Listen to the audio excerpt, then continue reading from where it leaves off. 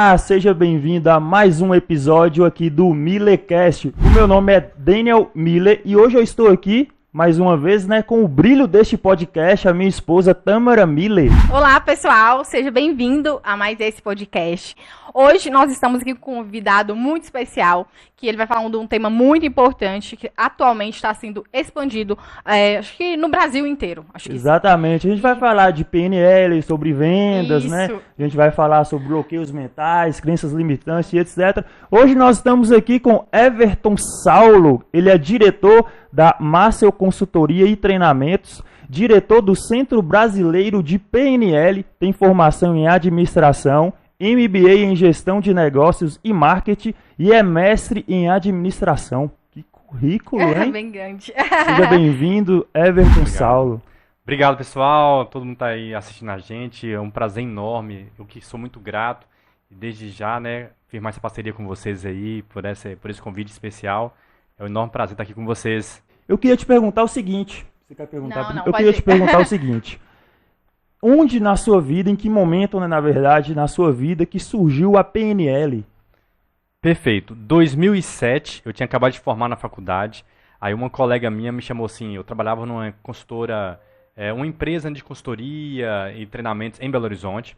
E aí essa colega minha falou assim, Saulo, tá vindo um cara aí que vai fazer um treinamento de PNL para nossa empresa, para nossa cooperativa. E se você quiser participar, vai ser tudo pago, uma semana no resort ao ar. E eu falei assim, ué, tudo pago, pela empresa? Claro, mas o que é esse negócio de PNL? Ela falou bem assim, PNL cura as pessoas aí, tira uns dores e tal, e deve ser isso. Então tá bom, tamo junto, vamos pra lá. E quando eu inseri nesse mundo da PNL, que a primeira vez eles conseguiram tirar a timidez de mim, Uau. Aí foi quando eu falei assim, nossa, que coisa incrível. Quem forma em administração é tudo, não é nada, Você não é especialista em nada. Eu falei assim, não, achei meu futuro, é aqui que eu vou seguir. Sim, assim, então não é nada, não foi nenhum trauma, você não precisou, que tem pessoas, por exemplo, tem pessoas que tiveram um parente que passou por um problema de saúde e descobriu um interesse pela medicina, Então, você não teve nenhum problema que teve que procurar um profissional nessa área, certo? Certo. Interessante, Daniel, que quando eu estava na 4ª série e eu sofri um problema dentro da sala de aula. Eu tinha acabado de chegar do recreio, do intervalo, e pedi à professora assim, professora, deixa eu ir ao banheiro. E ela, não pode, já acabou de voltar e tal, e eu apertado ali e tal. Eu fiz xixi na calça. 4ª série. A partir daquele momento que eu vi meus colegas rindo de mim, eu corri pro banheiro, tranquei no banheiro, meus pais tiveram que ir lá me buscar. Foi quando eu criei um trauma, que eu comecei a criar uma timidez dentro de mim, fobia social. Eu vivi minha adolescência inteira com timidez, com fobia social, com medo de pessoas, não querendo me expor. E hoje eu sei o que é uma pessoa sofrendo de timidez. O que isso pode estragar a vida de uma pessoa, porque eu vivi isso a vida inteira.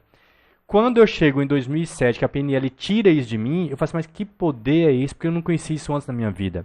E hoje eu sou um palestrante internacional, com milhares de pessoas na minha frente, eu não tenho vergonha de ir ao público. Mas tudo isso graças à transformação da PNL, não só tirando essas travas em mim, mas também porque eu vivenciei isso, a minha história inteira, hoje, ou seja, eu sei o que é ser tímido e sei o que é ser extrovertido e ser um palestrante. Mas a PNL tirou, para as pessoas entenderem também, esse tirou é algo espiritual, físico, é uma indução psicológica, como assim ela tirou? Perfeito. A PNL hoje é uma ciência criada em 1972, 2 americanos, o Richard Bandler e John Grinder, e esses caras eles começaram a estudar aqueles terapeutas que conseguiam resultados melhores. Exemplo, uma pessoa que curou de fobia, como que ela pensa? Como é que ela conseguiu curar isso aqui? Então, 2 garotos caminhando próximo de uma piscina, caem na piscina e começam a afogar. O garoto 1 fala assim, nunca mais eu aproximo de água, e cria uma fobia, um medo de água, chamada de hidrofobia. O garoto 2 fala assim, eu preciso aprender a nadar para nunca mais passar por isso. E ele cria, então, uma coragem, não um medo.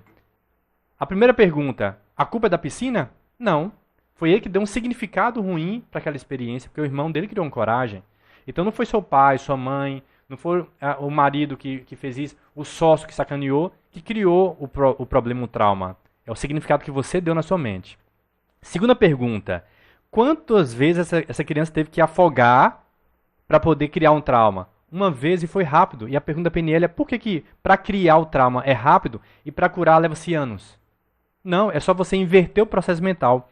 E como que inverte esse processo mental? Totalmente científico. Você pega a pessoa, lembra daquelas experiências, usa recursos naturais, a gente mapeia o que antigamente era subjetivo, hoje a gente consegue mapear seus estados emocionais, por exemplo, de fobia, de medo, e a gente cria esse padrão e ressignifica e altera algumas características de submodalidades. E ao alterar essas características internas na sua mente, através da Gestalt, aí você consegue então a dar um novo significado inconsciente àquela experiência. É como se você pudesse voltar num tempo e falar assim, não, essa piscina aqui, se eu aprender a nadar, nunca mais eu passo por isso. E ao invés de ter o significado ruim do irmão 1, ele poder ter a oportunidade, agora como adulto, de maneira racional, a ter o significado do irmão 2. Isso é possível fazer através de alguns processos mentais científicos. Na época da minha faculdade, eu tive a matéria de gestão em fisioterapia e alguma coisa de empreendedorismo, eu não lembro ao certo o nome da matéria. E nós tínhamos que desenvolver alguma tecnologia ou alguma empresa nesse ramo da fisioterapia. E eu lembro que eu e minha equipe, nós criamos um óculos de realidade virtual, tudo isso, uma suposição, só para apresentar o trabalho. Lógico que pode existir, mas deveria ter muito investimento, certo? Certo. Então nós criamos um óculos de realidade virtual, e esse óculos, ele levava a pessoa em um ambiente traumático que ela passou. Tem até um vídeo que a gente fez no YouTube. Aí, na história que a gente contou para apresentar para o professor, uma menina tinha sofrido um assalto e o cachorro dela estava latindo e o ladrão pediu para o cachorro calar a boca e o cachorro não fazia silêncio. Aí o ladrão matou o cachorro e a partir desse momento ela ficou traumatizada. Ela não consegue sentar em praça e toda vez que ela vê um cachorro, ela sente todo aquele trauma ali de novo. Aí esse óculos que a gente criou levava ela novamente nesse ambiente para ela ressignificar esse processo, como se fosse uma hipnose. Tem a ver com a PNL?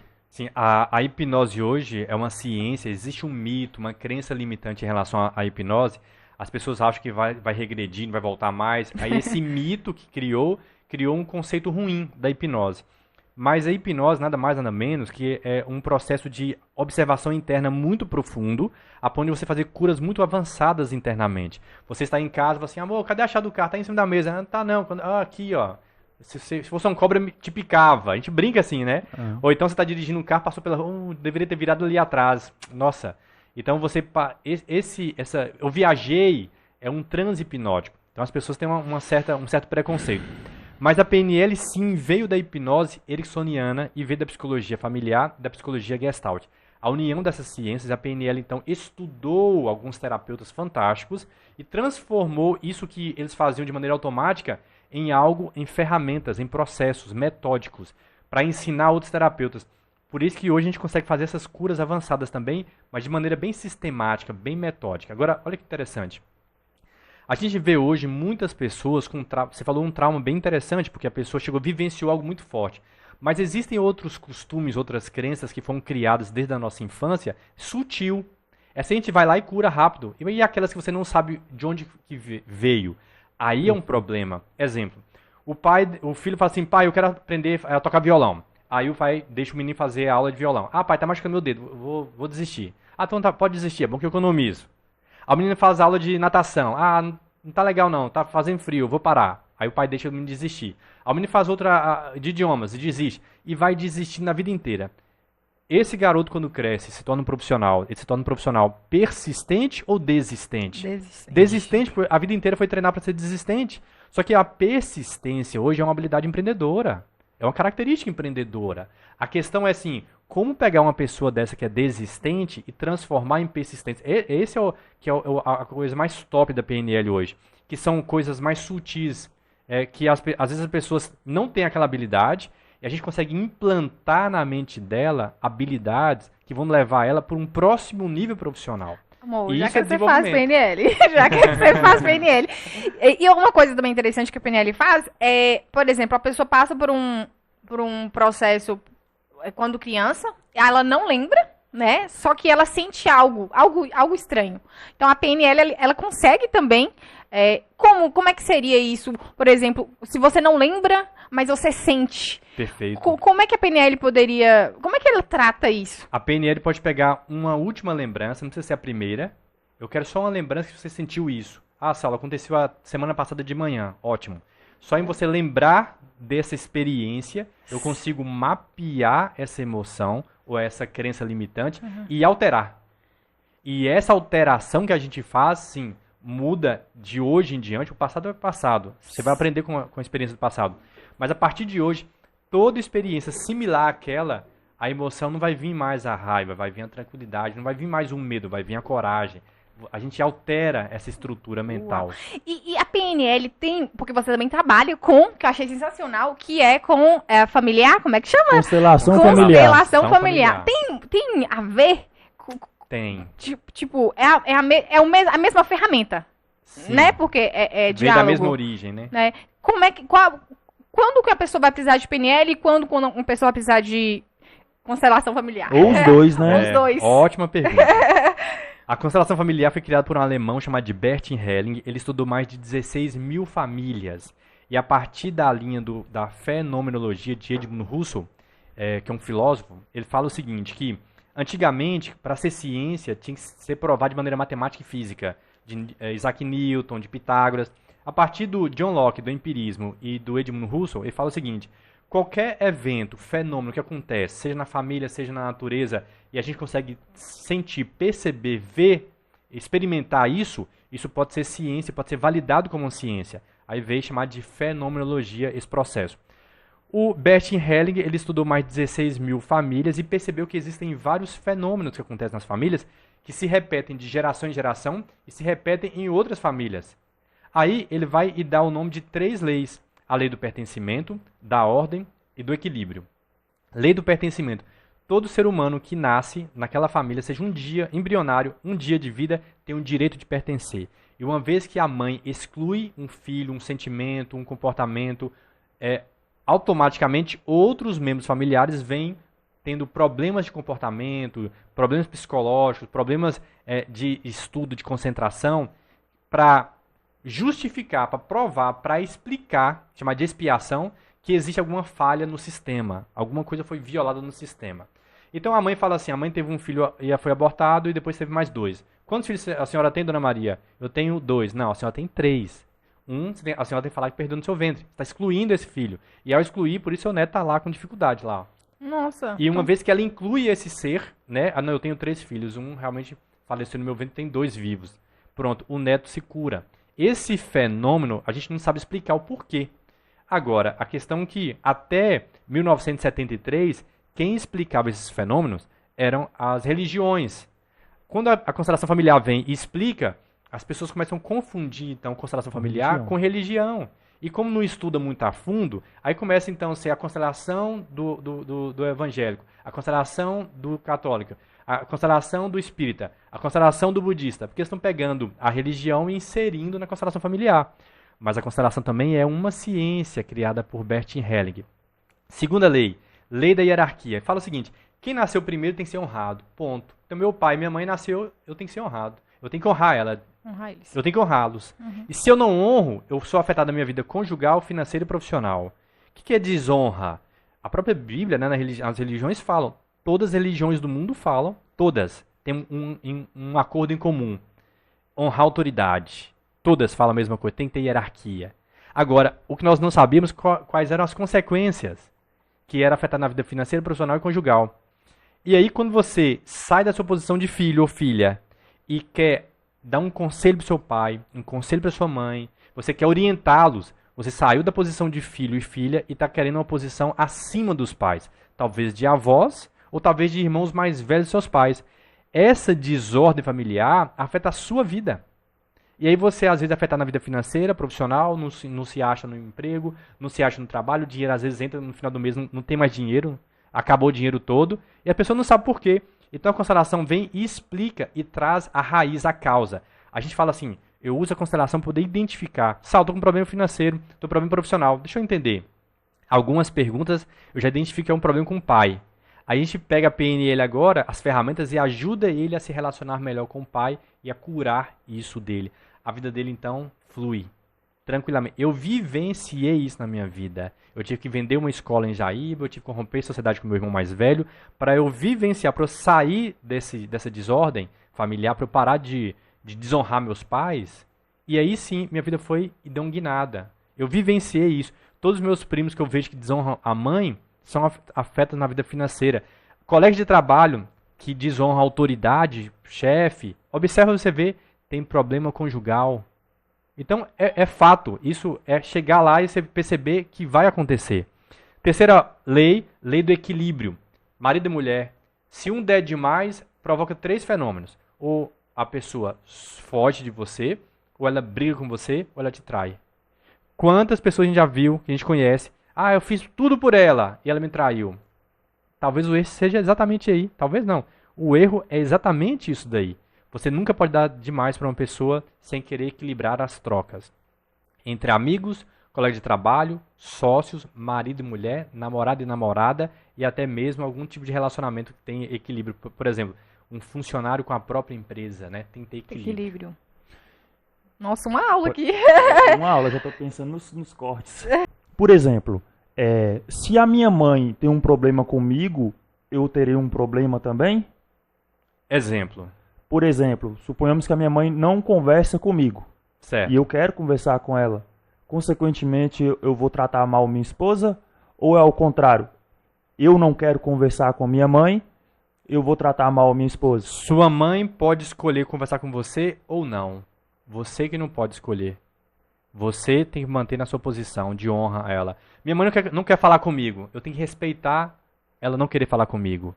Agora, eu não posso brigar, desonrar minha mãe.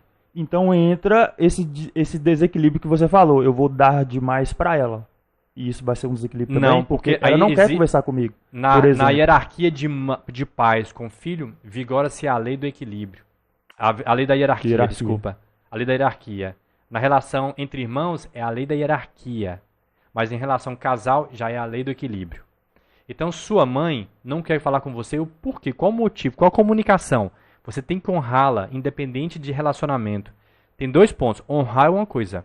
Agora, desobedecer é outra coisa. Se você não desobedecer sua mãe e provocar coisas diferentes, sua mãe fala assim, eu não quero que você case com Tâmara. Aí você fala assim, não vou casar assim mesmo. Você está desobedecendo ela, mesmo com muita honra. Ô mãe, eu quero pedir a senhora, né, a bênção, eu não te dou a bênção que eu não quero. Você vai desobedecê-la, mas você continua honrando ela. O que é honrar? Colocar ela na posição dela, de mãe, de superior. Isso aí não é o problema. O problema é quando o filho acha que é maior que o pai, que a mãe. Que o filho acha que tem direito de ir lá e falar com o pai, com a mãe, dar conselhos pro pai, pra mãe. Logo então, o filho que cresce querendo sustentar os pais, porque a gente que vem de uma linhagem pobre, a gente cresce assim, eu quero crescer, eu quero estudar para ajudar meus pais. Isso é algo maléfico, então? Não é questão de maléfico, né? É uma desordem sistêmica, porque o fluxo da vida vem. Os avós cuidam dos pais cuidam dos filhos, e vocês agora vão cuidar dos seus filhos, dos netos. Essa é a lei da vida. Quando você quer voltar e se preocupar demais com os pais, quem vai ser afetado? Seus filhos, né? Você pode observar uma desordem sistêmica, seus filhos vão pagar por isso. Você não tem que dever. Por exemplo, eu tenho um filho de 4 anos e uma filha de 8. Eu não estou pagando escola para meus filhos hoje, pensando assim, quando eles crescerem vão me dar tudo de volta. Não, a gente não cria filho para isso. A gente cria filho para poder estar bem e seguir o fluxo. Agora, o filho, geralmente o mais novo, quando ele recebe dos pais, o irmão mais velho cuidou de todos, o segundo irmão cuidou de todos, o terceiro cuidou, inclusive, o mais velho, o segundo e o terceiro cuidou do caçula. Tá vendo que o filho caçula, geralmente, ele quer ir lá pro final da vida, geralmente o filho caçula quer cuidar dos pais, porque se sente endividado, todo mundo deu pra ele. Mas ele tem que pôr na cabeça dele que ele pode receber de todo mundo. É muito comum os pais cobrarem dos filhos, só que é uma posição errada dos pais, quererem que os filhos agora voltem para ajudá-los. Não, o filho tem que seguir a vida. O problema disso é igual um filho que ganha na Mega Sena, fica muito rico, e ele sente que não pertence mais à família. Primeira lei de Bert Helling, lei do pertencimento. Bert Helling fala que você dá a própria vida para sentir que pertence à sua família. Isso é um problema e, ao mesmo tempo, uma solução. Um ser humano é capaz de tirar a própria vida para sentir que pertence àquela família. Então, às vezes, você ganha muito dinheiro e quer perder tudo para ficar pobre igual a família, para sentir que pertence àquela família. E isso, muitas vezes, é inconsciente. O que você tem que fazer? Você tem que chegar, ou escreve uma carta, ou fala diretamente com seus pais. Entrega para os seus pais o destino que pertence e cabe a eles. E você vai seguir o seu destino. Porque se você estiver vivendo essa vida com o destino do seu pai e de sua mãe, chama de emaranhamento, né? Você está querendo seguir um caminho que não é seu, é deles. Se eles não tiveram sucesso, se eles não prosperaram, se eles vivem uma vida, às vezes, com dificuldade de relacionamento, você tem que deixar o destino com eles. E isso é honrar. Filho honrar pai e mãe, deixar o destino que pertence a eles. Assumir o seu destino, incluir eles no seu coração, e incluir não é conviver. E você vai tocar a sua vida agora com o seu destino, aquilo que você construiu e que você merece. Não voltado, preocupado com eles. Você nunca vai conseguir pagar o que eles te deram, que é a própria vida. Não existe preço. Então eu vejo muitos filhos querendo pagar para os pais a vida. Não tem como pagar, é impossível pagar. A única forma de equilibrar com os pais é você ser grato a eles pela vida e você honrá-los, deixando a posição com o destino que eles têm. Agora você vai pegar tudo que você recebeu e mais um pouco e passar para os seus filhos. Esse é o ciclo da vida. Faça isso para você prosperar, para você seguir seu fluxo. E é tão diferente, porque já na minha família, eu tento resumindo, eu já perguntei ao meu pai assim, pai, se fosse pra me te dar um presente, você queria o quê? Aí ele pensou e falou, nada. Beleza, eu fiquei assim na minha cabeça, como assim nada? Tipo assim, se eu tivesse bastante dinheiro, você não quer nada. Ele falou que já tem tudo, né? Já tem tudo. E aí eu entendi. Se eu estiver bem, pra ele tá ótimo. E aí eu entendi, nossa, é isso que ele quer. Não tem dinheiro que pague a paz. Se eu tô bem, ele tá bem. Então, aí se encaixaria perfeitamente. Eu tô honrando ele tá me honrando, sem querer que eu passe, né? Que eu seja a mãe dele, o pai dele, Perfeito. né? Então seu pai tá tendo muita sabedoria em te responder isso. Sim. Mas existem outros pais que às vezes não entendem isso. Precisa de conhecimento para poder entender. E muitas vezes o fracasso do pai quer transferir para o filho, porque às vezes o filho tem sucesso. Mas isso é um erro que o pai comete. O filho é metade pai, metade mãe. Se o pai fala mal da mãe, está falando na verdade mal da metade do filho. Imagina um pai, sua mãe é uma pessoa ruim. Ou seja, a sua metade, filho, é ruim. Seu pai é um vagabundo, a sua metade, filho, é um vagabundo. Isso dói, por isso que a gente não gosta de ver pai e mãe brigando. Isso que eu ia te falar, eu já passei por essas coisas. E você sente a dor mesmo, como se estivesse realmente falando de você. De você. Porque você geneticamente é metade pai, metade mãe. E você tem comportamento do seu pai e de sua mãe. E isso é uma forma de honrá-lo, é ter comportamentos deles. E você tem que seguir. E se você quiser mudar esse comportamento que você tem deles, basta escolher um outro e fazer de maneira consciente. É assim que você vai honrar seu pai e sua mãe e seu fluxo da vida vai seguir. Eu tenho uma pergunta que eu acho que ela é complexa. Sabe? Por exemplo, talvez uma pessoa que está assistindo tem pais em casa que brigam, quebra prato, quebra os móveis, essas coisas.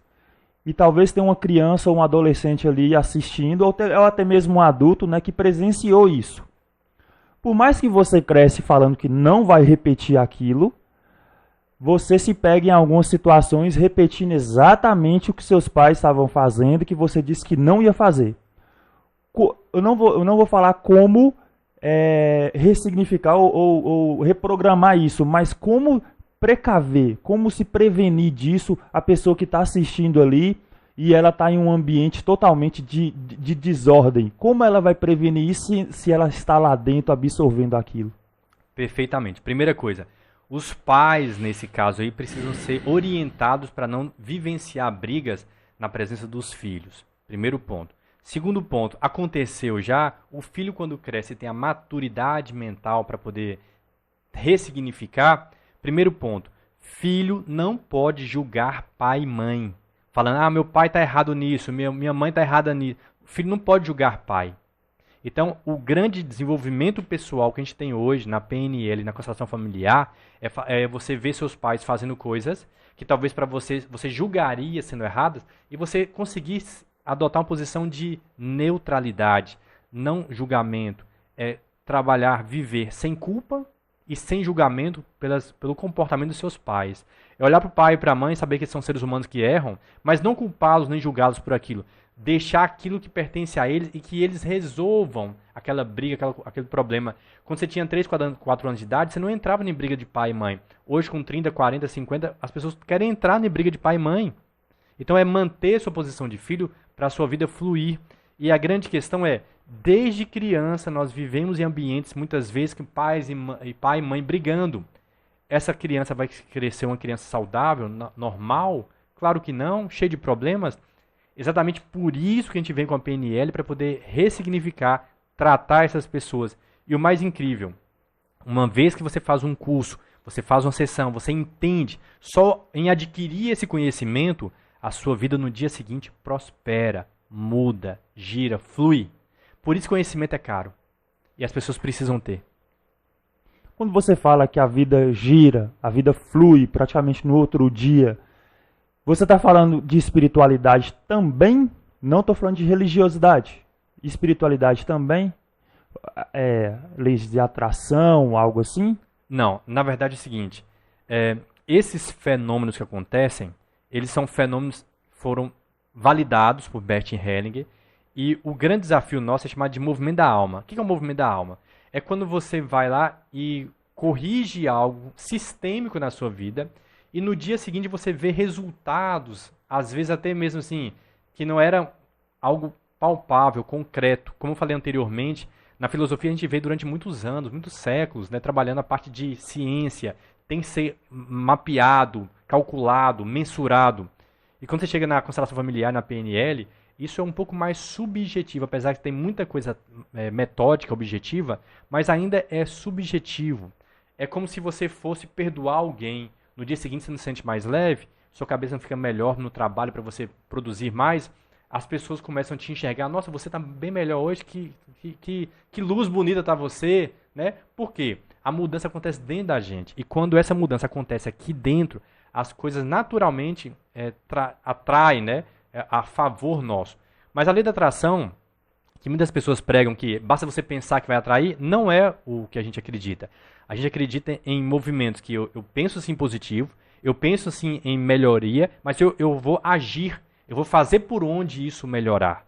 Mas eu, Saulo, vivenciei coisas de hoje perdoar, honrar, colocar na minha posição e no dia seguinte clientes me ligando e pessoas fazendo proposta e olha só, porque eu fiz um movimento. Quer ver uma coisa bem simples? O pai e a mãe, ele dá pra gente, ele doa, desde criança. A mãe que amamenta, dá pra gente colo.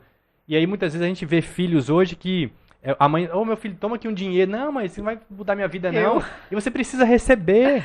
Se você nega da sua mãe, nega do seu pai, você está negando a vida. Receber da vida. Então aceite do seu pai, sua mãe. Eu fico constrangida. O pai dela me dá também. Eu fico constrangida de receber. Se veio de cima, receba. Um chefe, um líder de vocês, eu quero te dar isso aqui. Obrigado. Daqui. Porque se meus líderes, meus superiores estão me dando isso, é porque eu quero receber da vida aquilo. Você não pode negar coisas dos superiores. Não pode negar de pai e mãe. É como se você estivesse negando a própria vida. Pode falar. Além disso, o pai acaba criando conexão com o filho, né? Fazendo esse tipo de coisa. Porque o pai dela, toda vez que ele vem aqui, eu comprei uma Titan 2002. Toda vez que ele vem aqui, ele deixa uma peça aí pra mim. Um amortecedor, né? Uhum. Uma bateria. Aí ele acaba criando conexão comigo. Realmente eu fico querendo que ele volte. Mas não é pelas peças, não. Ele acaba criando uma conexão. Falando em conexão, eu vi um termo muito interessante, já vai mudar um pouco de assunto. Eu já ia querer. Você já ia mudar de assunto? Tem um tema que eu falei, não, gente, eu quero chamar Saulo, que era sobre vendas, sabe? Que, assim, antigamente, eu nunca tive vergonha de vender, assim, né? Porque meus pais eram comerciantes e tudo mais, então eu vivi praticamente dentro de uma loja. Então, pra mim, era normal, né?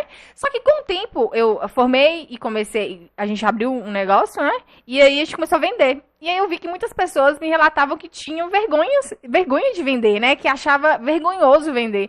Eu falei, não, gente, eu quero chamar Saulo pra você explicar isso pra nós. Porque se você não tá vendendo um produto, você tá vendendo sua hora. Alguma coisa você tá vendendo. Mas, né? Complementando aqui, e eu já passei por perrengues nesse aspecto aí, que eu não venho de família de comerciante, eu venho de família CLT, né?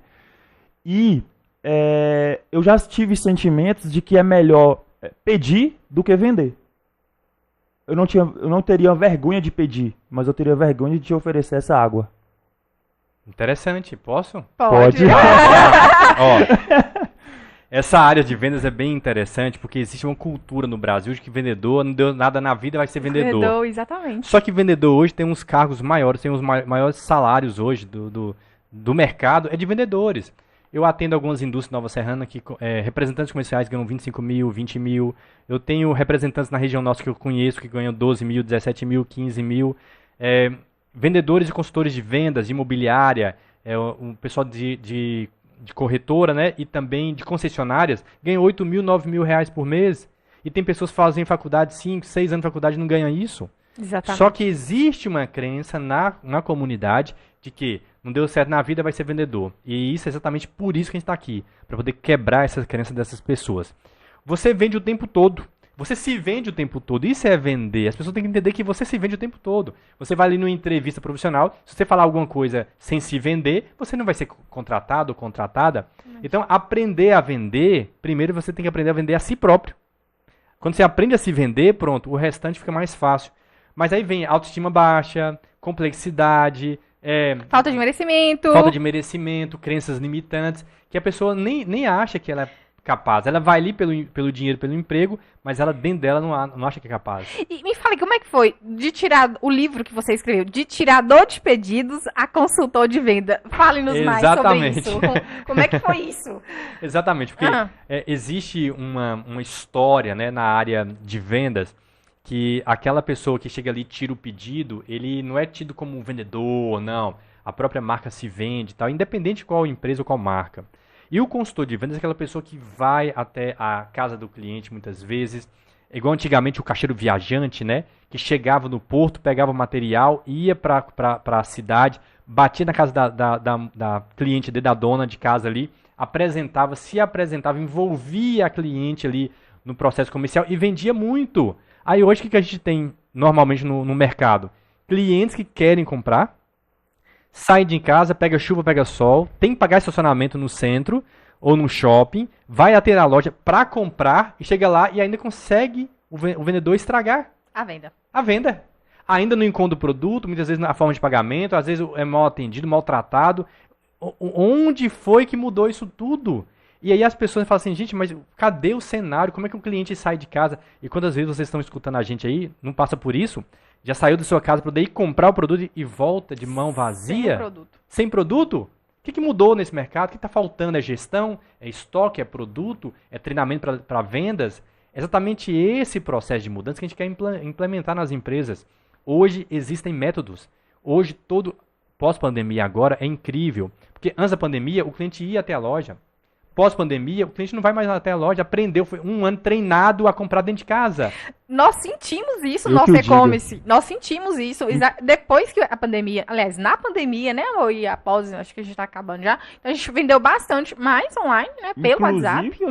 Por isso que a gente comprou outra moto, justamente para deixar só para delivery. Exatamente. Porque a demanda aumentou. O cliente tá dentro de casa.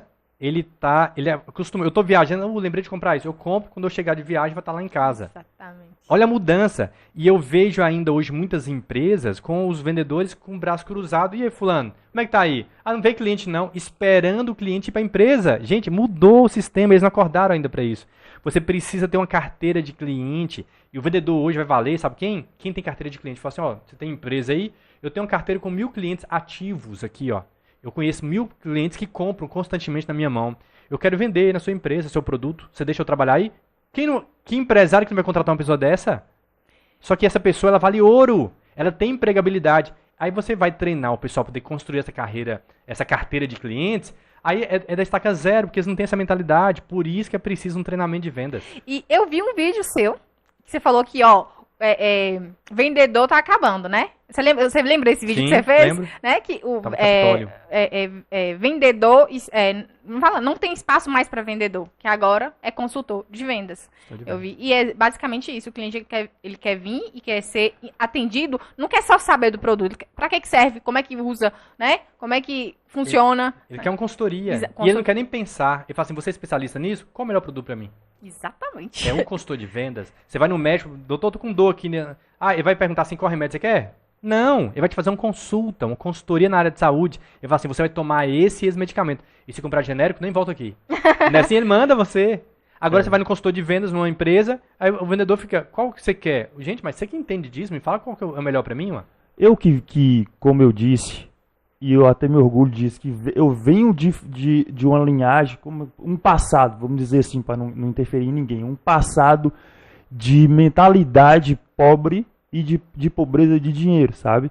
Então, quando eu ouço esse tipo de assunto, eu consigo imaginar o que a pessoa que está lá de onde eu saí, o que ela pode estar pensando.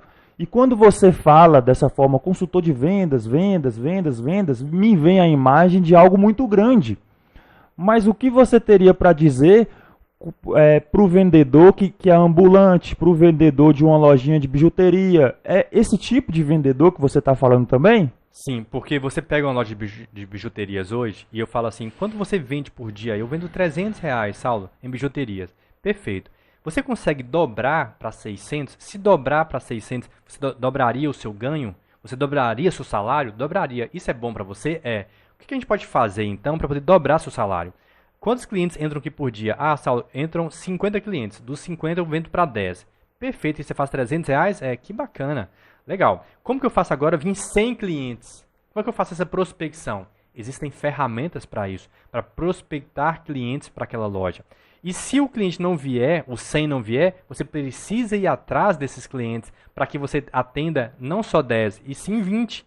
Então, você vê que a conta é simples. Se você manda 10 propostas e fecha 2, como que eu dobro o meu ganho, Saulo? Você enviando 20 propostas, você vai fechar 4? A regra é simples. Agora, o como fazer isso, que a gente vem então com técnicas para você aprender esse passo a passo. A gente pode até dar algumas dicas para o pessoal. Pois é, isso que eu estava perguntando assim. Eu sei que conhecimento é caro e tem que ser, na minha opinião, sabe? Porque as pessoas elas não dão valor em algo de graça ou muito barato, correto? Quando você paga, você vai valorizar mais. Mas para aquela pessoa que trabalha no centro da cidade, por exemplo, com um carrinho de mão de fruta, se aplica a ela também? Sim, se aplica. A questão é, essas pessoas são extremamente empreendedoras, né? Existem dois tipos de empreendedores no Brasil, por necessidade e por oportunidade. Eu vou empreender porque é uma oportunidade de negócio. E muitas vezes essas pessoas são empreendedoras por necessidade. Perdeu o emprego, veio pandemia, vão então vender alguma coisa na rua. Perfeito. Agora, essas pessoas precisam ter um pouco mais de rapport, um pouco mais, entender o que é a dor do cliente. Eu gosto muito de doce. Eu vejo no centro muita gente vendendo doce. E às vezes a pessoa fala assim, ó, vem cá, vem cá. E a forma como eles falam, acaba que a gente fica meio com vergonha, espelha a gente, sabe? A forma como eles abordam a gente fica até meio constrangedor e a gente prefere não comprar. Mas se eles mudassem um pouco a abordagem, tudo bem, eu tenho doce aqui de pote, de chocolate com leite ninho, você gosta? Sim, então vem cá. De longe você é capaz de fazer leitura corporal das pessoas, se é uma pessoa mais extrovertida ou se é uma pessoa mais tímida. O próprio olhar para baixo já é uma comunicação de timidez, o próprio olhar para cima já é uma pessoa mais extrovertida. Então, uma leitura corporal simples, estou falando coisa complexa não, básica, a pessoa já sabe se tem que abordar com euforia ou se tem que abordar de maneira mais sutil aquele cliente. E essas pessoas podem aplicar isso, mas infelizmente, talvez o conhecimento não seja acessível para essas pessoas. E muitas vezes também a gente tem hoje em redes sociais muito conteúdo desse já gratuito e essas pessoas não têm como acessar, não tem a linha de acesso. E talvez também ela não tenha um gatilho mental para fazer isso, né? Talvez ela nem sabe que precisa disso. Exatamente. Mas isso que você acabou de falar já entra naquele assunto, né? Eu até anotei aqui, eu não sei pronunciar, você me corrige se estiver errado, rapport. Ah, o rapport. Rapport. Sabe inglês? Rapport. Não é inglês, não. É, uai. É francês. Você sabe francês, viu? Rapport. Pois é, Rapport. Isso aí já entra o que você falou. Rapport, que são técnicas de conexões. Perfeito. Seria mais ou menos isso aí que você falou, né? Eu sou de Montes Claros e aí eu mudei pra Fortaleza. Tô lá na praia e de repente eu encontro com uma pessoa, cara, você não me é estranho. Você é de onde? Minas Gerais. Qual cidade? Montes Claros. Ah, brincadeira, Montes Claros. Conexão. Algo em comum. O vendedor vai, então, na fazenda vender produtos veterinários para o fazendeiro. Chega lá de tênis branco, calça branca. O fazendeiro fala assim, vou lá no curral ver meu animal. Ô, doutor, eu vim aqui de tênis branco, deixa pra próxima. Ele vende? Não. Ele tem que ir de botina, de calça jeans, criar conexão e entrar no curral. Isso é rapó. Rapó é você ter algo em comum com as pessoas. Você tem um vínculo de afinidade, de segurança, de similaridade. Isso é rapó. É uma palavra francesa que significa estar na mesma frequência, estar em sintonia. O mais incrível de tudo é que o maior vínculo de afinidade que existe hoje na sociedade é a família. Agora, pensa comigo, se cada um de nós nascemos numa família com um timbre de voz único, diferente dos nossos irmãos, e hoje a gente fala igual nossos irmãos, é porque essa afinidade familiar fez com que eu começasse a imitar meus familiares quando eu nasci. Então logo, vamos inverter o processo, se eu chego para você e começa a imitar o seu jeito de falar, a sua postura corporal, as manias da sua família, inconsciente você vai criar uma conexão comigo como se eu fosse seu irmão e vai confiar em mim de maneira inconsciente como se eu fosse da sua família. Isso é rapó. Eu aprendi muito isso observando, ninguém me falou de rapó, é tanto que eu nem sei falar a palavra, observando outros profissionais. Inclusive, você pode, se você lembrar, você vai confirmar aqui. Quando eu atendi o paciente, aqui, por exemplo, você pode perceber que eu estou tentando falar de forma mais correta, um português mais correto, apesar que eu tenho vícios de linguagem, né? Conexão, eu elevar o padrão de todo mundo aqui, entendeu? Entenda o que eu estou querendo dizer. Quando um cliente me liga, você vai, se for mentira, você me corrige aqui. Vou falar. Quando um cliente me liga e ele é um cliente mais velho, né, ali do interior, e ele conversa, bom, não é ou não é? Eu não atendo ele? Bom que chega? Bom também. Eu já, para criar, eu nem sabia que existia. Os clientes apaixonam. Apaixona. Nossa, eu vou comprar Agora, com vocês. isso aqui ela vai lembrar. E aí, mano, quanto tá custando? É nós, irmão. É ou não é? Exatamente. Eu converso como humano com humano, como do interior com do interior, mais intelectual com o cara, o policial. Tem muitos policiais aqui. Quando os policiais chegam aqui, eu tento conversar de forma mais séria, né? Mas isso é a conexão com ele. Nossa, rapó, que legal. É totalmente rapó. E isso é inconsciente, você cria um vínculo de afinidade. Só que o mais incrível do rapó é que você vai aplicando isso com a pessoa, daqui a pouco você cruza o braço, ela cruza também, aí ela começa a te imitar. É nessa hora que ela te imita que você fala assim, agora é hora de vender. Que massa! Numa sala de aula, o garoto mudou a posição. Os outros mudaram, ele é o líder da sala. Porque está sendo imitado pelos outros. Então é possível você perceber pela identificação corporal. Eu fazia faculdade, tem um cara que chama Rodrigo Brandão. Não sei se você vai assistir a gente, mas Rodrigo Brandão, hoje trabalha no Instituto Federal e tal. 2008, eu fazia faculdade pós-graduação no shopping, né, lá na FASA. E aí ele falou assim, Saulo, eu vou fazer uma entrevista segunda-feira em Belo Horizonte, me ensina essas técnicas da PNL, você sabe e tal. Aí eu fui no shopping com ele, tinha 4 meninas sentadas na mesa, eu falei assim, olha lá, Rodrigo, ó, tá vendo que quando uma tomou o chopp, as outras tomaram lá, bateu na mesa, as outras também bateram na mesa? Essa ali, ó, tem rapó com as outras.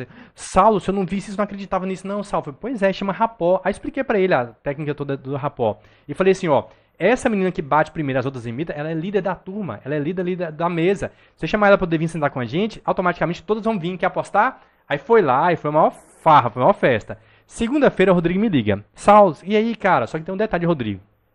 Rodrigo vivia batendo carro, sabe? É um cara que sempre batia carro e me ligava 2 da manhã, Saulo, vem me ajudar aqui, batia o carro e tal. E quando ele me liga essa hora, falando assim, Saulo, eu falei, bateu o carro, né? Eu disse, aonde? Eu vou te buscar. Não, moço, eu tava aqui em Belo Horizonte, na entrevista com psicóloga. E aí, cara, você não vai acreditar. Ela, no final da entrevista, Saulo falou assim comigo, Rodrigo, eu não sei porquê, mas eu gostei de você. Eu não sei porquê, mas eu vou te levar pra próxima fase. Saulão, ele me chama de Saulão, né? Saulão, ela falava comigo que não sabia porquê, não, cara, mas eu sabia, era raposão nela! Era raposão nela, cara! Aí eu falei assim, moço, vai com calma. 2 semanas depois, o Rodrigo me liga. Saulão, 2 da manhã. Então o que foi? Bateu o carro, né? Claro. Aonde você tá, irmão? Eu vou te buscar. Aí fala assim, não, Saulão, tô aqui em Floripa, cara. Raposão na boate, nas meninas, tudo. Meu Deus do céu, que prejuízo. Dá pra usar pra tudo, então. Aí eu falei assim, não ó, só pra vendas. Dá pra usar pra tudo. a partir de hoje eu vou proibir usar no relacionamento essas técnicas. Não pode usar no relacionamento essas técnicas, jamais. Que legal, dá certo mesmo. Aí você vê assim, ó, as pessoas são incríveis em conquistar uma outra. Claro, tem mulheres e homens que sabem conquistar muito bem e os outros não sabem se conquistar. Desde a escola a gente sabia, os garanhões ali, os caras, né, na já frente, tinha. Conquistava a turma toda. Esse cara é um bom vendedor, vendia a si próprio. O outro mais tímido não sabia se vender. Então, desde sempre a gente teve pessoas que sabiam se vender, outros não sabiam se vender. A grande questão é que essas ferramentas de conquista são aplicáveis hoje na área comercial, na conquista também de pessoas. E aí você vê, assim, só transformar, mas muitas pessoas não enxergam isso. As pessoas não querem ver que é possível aplicar essas técnicas na área comercial hoje na empresa que eles trabalham. Falando ainda desse assunto de venda, sobre processos de venda. Eu vi lá que tem prospecção, abordagem, tem a sondagem, a apresentação e o fechamento. Um funciona sem o outro? Não, isso daí é um processo, né? Por exemplo, você tem um e-commerce e aí você vai prospectar cliente para poder fazer um tráfego pago ou orgânico para o seu e-commerce. Então você tem que prospectar alguém para poder ter o atendimento. Ele chega, a plataforma já faz automática a abordagem, já tem todo o material ali, tem um diagnóstico para ele saber o que ele quer. Não tem. Então não existe a etapa da sondagem aqui. Já pulou da apresentação, da prospecção para apresentação direto para a venda, né? Então você pensa, não teve abordagem com rapó, ou como que eu coloco um rapó no meu site, Saulo? As cores do cliente, a linguagem do cliente. Então meu cliente é um pessoal da zona rural, eu vou botar a linguagem dele lá. E aí? Entendeu? Isso é rapó, isso é uma abordagem numa plataforma digital. Da mesma forma, na venda presencial, a pessoa chegou, você dá uma abordagem, tudo bem, bom dia e tal, tudo jóia. Essa simpatia que tem muito a ver, né, com o rapó. Agora, se o cliente não fizer a sondagem, ele pode pular assim, aí nessa etapa sim, ele pode pular para a apresentação do produto. Aí ele perdeu e não é mais um consultor de vendas. Ele vai a tentativa e erro. Você quer esse? Não. E esse? Não. E esse? Não. Tentativa e erro. Se ele faz a sondagem, ele melhora essa apresentação do produto e ele é mais assertivo para o fechamento de vendas. Muitos vendedores não conseguem fechar, não é porque não tem um produto não, é porque pecou na sondagem. Se o processo foi aplicado perfeitamente, show, a chance de vender é maior. Se uma dessas etapas não forem aplicadas, a chance de venda diminui. Ah, então não quer dizer que não vai fechar as vendas, né? Não, existe fechamento, né? Só que talvez não com a habilidade, com o desenvolvimento que a gente precisa. Anotei aqui também sobre dualidade para fechar a venda, porque nós sabemos que acho que isso tem a ver com o hemisfério cerebral, né? Sim. Pois é, enfim, pode falar. Vamos usar a dualidade para fechar vendas, perfeito, né? Todo ser humano tem dificuldade em tomar decisões entre mais de duas opções. Se você apresenta, eu quero comprar uma caneca, tá? Uma opção 1, deixa eu ver isso aqui, 2, 3 opções, 4 opções, 5 opções para escolher uma, vai ter que chamar leva condicional, vai ter que pedir ajuda para o sócio, para a sócia, para a esposa, vai ter que pedir ajuda para o vendedor, porque o ser humano tem dificuldade de tomar decisões entre muitas opções. Ponto. Todo ser humano, quando vai tomar uma decisão, precisa comparar com outro produto, com outro serviço. Até, vamos sair hoje, amor? Vamos, onde a gente vai? Vou no restaurante, aí na pizza. Tem que comparar. Você vai comprar um produto, você precisa comparar. Nem que você crie ali, pontos fortes e pontos fracos. As principais ferramentas da administração para tomar decisões, ela tem dois lados e são opostos. Na área financeira, receita versus despesa, chamada de fluxo de caixa. Fluxo de caixa. Na área de contabilidade, ativo versus passivo, que é chamado de LOAR, né? DRL. Na área de marketing, pontos fortes versus pontos fracos. Oportunidades versus ameaças. Por que as principais ferramentas da administração têm dois lados que tomam decisões? Porque o cérebro humano foi projetado com esses dois hemisférios. O lado direito, que é emocional, criativo, alucinação, invenção, a história. E o lado esquerdo, que é racional, quantitativo, mensurável, números. Esses dois hemisférios, quando trabalham juntos, essas duas pontas, e você vai apresentar um produto para o cliente, você precisa já comparar com outro produto, para que o cliente tome uma decisão mais rápida. Se você fizer a comparação para ele toma decisão na hora. Se você deixar ele fazer a comparação, eu vou olhar no outro, então, porque ele precisa. Então a dualidade hoje você precisa fazer a comparação para o cliente. Lembra ali, é até proibido hoje fazer tráfego pago pelo Facebook, o antes e depois, a mulher descabelada e depois a mulher com cabelo maravilhoso. Esse antes e depois, se fizer um tráfego pago pelo Facebook, sua conta é banida. Não pode, porque é um gatilho tão forte de hipnótico, né? Tão forte. Mas só que por que é tão forte? Porque tem a dualidade, o antes e depois, tem a comparação. E a comparação é uma das ferramentas um dos gatilhos mais poderosos que tem na área de vendas hoje para fazer fechamento de vendas. Isso tem alguma coisa a ver de você ter, por exemplo, você vende moto. Tem alguma coisa a ver de você ter uma moto boa e uma inferior na mesma loja? Sim, você tem que ter opções para o cliente. E o cliente fala assim, mesmo o cliente querendo a boa, ele tem a oportunidade de comprar ruim. Mesmo o cliente querendo a ruim, ele tem oportunidade. Basta você dividir, parcelar, ele vai comprar. Senão as pessoas pobres não comprariam coisas caras. E compram, na verdade. Então a grande questão é, quando você cria essa dualidade, pontos fortes e pontos fracos, você já facilita para o cliente tomar a decisão. Se você tem apenas uma opção, o cliente ele não tem como comparar. A menos que você cria pontos fortes e pontos fracos daquele produto. Mas, por outro lado, na parte de marketing, quando você tem um único produto, ele se posiciona melhor. Ou você compra ou você não compra. Então não é difícil escolher. Ou você compra ou você não compra. Quando tem muitos produtos, e o Steve Jobs, né? Steve Jobs, o CEO da Apple, na época, na década de 80, ele chega na Apple, o que é a primeira coisa que ele faz? Tira todos os computadores, tem muita opção. Eu quero um, é o Mac. Eu quero um celular, iPhone. Eu quero um tablet, iPad. Por que ele colocou um? Ele já sabia que as pessoas têm dificuldade de escolher. Ou compra ou não compra. Agora você pega outras marcas, tem variedade, você não sabe, você se perde. Você não sabe se está comprando bom ou ruim. Verdade. Então é mais fácil você posicionar quando tem uma única opção, mas para o cliente escolher, você tem que criar dualidade para facilitar a compra. Mas é possível levar essa teoria quando você está vendendo a sua imagem? Sim, porque sim. um produto, beleza, eu tenho uma caneca de ouro e uma caneca de prata. Mas e quando o produto, entre aspas, é você? É o seu serviço, na verdade, né? Então, você vai fazer uma entrevista profissional. E muitas vezes o entrevistador fala assim, qual é o seu ponto fraco? O que você não gosta em você? Você apresentou só coisas boas. E qual é a parte ruim? Aí é hora de você, então, apresentar a dualidade, mas uma característica que, por exemplo, não, eu sou muito perfeccionista, esse é minha qualidade, é meu defeito, sou muito perfeccionista.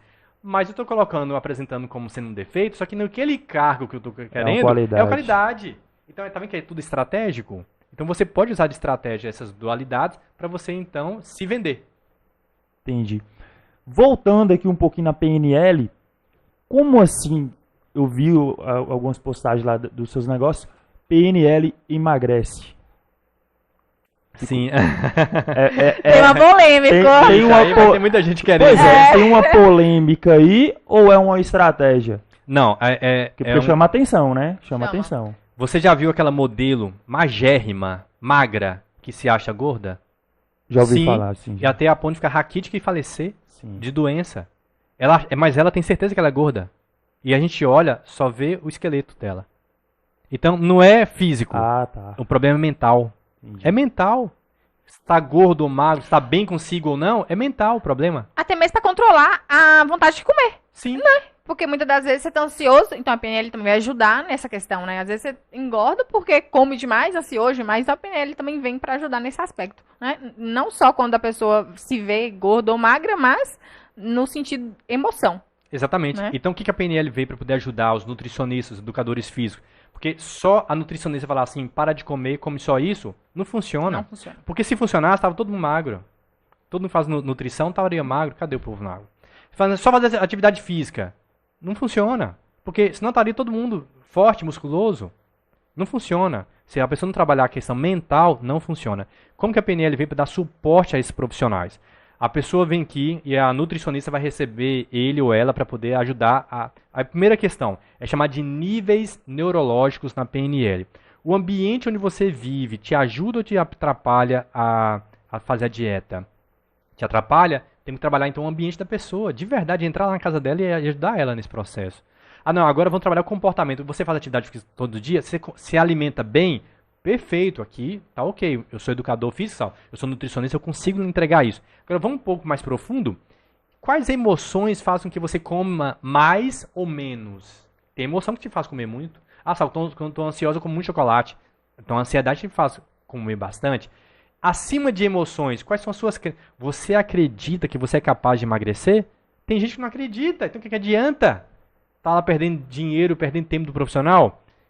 Um nível mais profundo ainda, chamado de nível de identidade. Você se vê como gordo, como gorda ou magro. E não tem a ver com estrutura física, tem a ver com mental, como eu falei da modelo. acima. É chamado de nível espiritual, mas não tem espiritual a ver com religião. São pessoas que influenciam você a fazer dieta. Pessoas que, se te criticar, no outro dia você está fazendo a dieta. Ah, sabe, meu filho falou comigo, mãe, tá me engorda. No outro dia eu comecei a fazer dieta, sabe? Tá vendo que ele foi espiritual dela ali, ele influenciou ela, e aí vem um outro nível acima, que é o nível do apego, né? Que é o nível que você tem de propósito de vida. É propósito de vida seu trabalhar com ter um corpo bonito, ter uma vida saudável? Isso é um propósito de vida? E aí, o maior sabotador que existe hoje no nosso propósito de vida é chamado de apego. Eu quero crescer, mas não larga o emprego. Eu quero crescer, mas não larga a cidade. Eu quero ser feliz, mas não larga o relacionamento. Eu quero mudar de cidade, eu quero ir uma cidade maior, mas não larga a sua cidade, seus amigos, seus familiares. É apego. E o apego te impede a ir para o próximo nível de propósito de vida. Essa ferramenta que ajuda as pessoas a emagrecerem. Sensacional. Sensacional. Porque eu, em relação a emagrecer, eu já tentei, já tem uns 2 anos, que eu quero ter um tipo de corpo, só que eu vejo dificuldade. E eu vejo que é mais mental do que qualquer outra coisa, né? É mais interior do que parar de comer, né? E outras coisas. Então, acho que vai ser sensacional de vida. Você pode ter certeza, porque para pessoas que estão aí tentando emagrecer, já fez dieta, já foi nutricionista, já vai na academia frequentemente, porque eu era assim, eu ia, né, em academia frequentemente, e mesmo assim eu não conseguia ter um resultado. Então eu percebi que a minha mente precisava ser reprogramada nesse sentido. E aí a gente está aí estudando. Perfeito. Mente e corpo é um sistema só. Perfeito. Trabalhou a mente, afeta o corpo. Trabalhou o corpo, afeta a mente. Certo. E eu quero mudar um pouco o assunto. Pode mudar? Pode mudar. Saulo, você era consultor de marketing do Sebrae.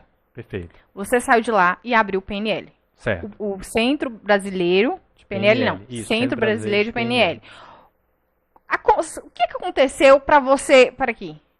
Eu vou sair daqui, né? Igual você falou. Tem pessoas que querem algo melhor, mas não largam, né? O serviço. Como é que foi isso? Né? O que aconteceu? Teve que acontecer alguma coisa? Sim, né? Como é que a foi? virada de chave, né? Isso, exatamente.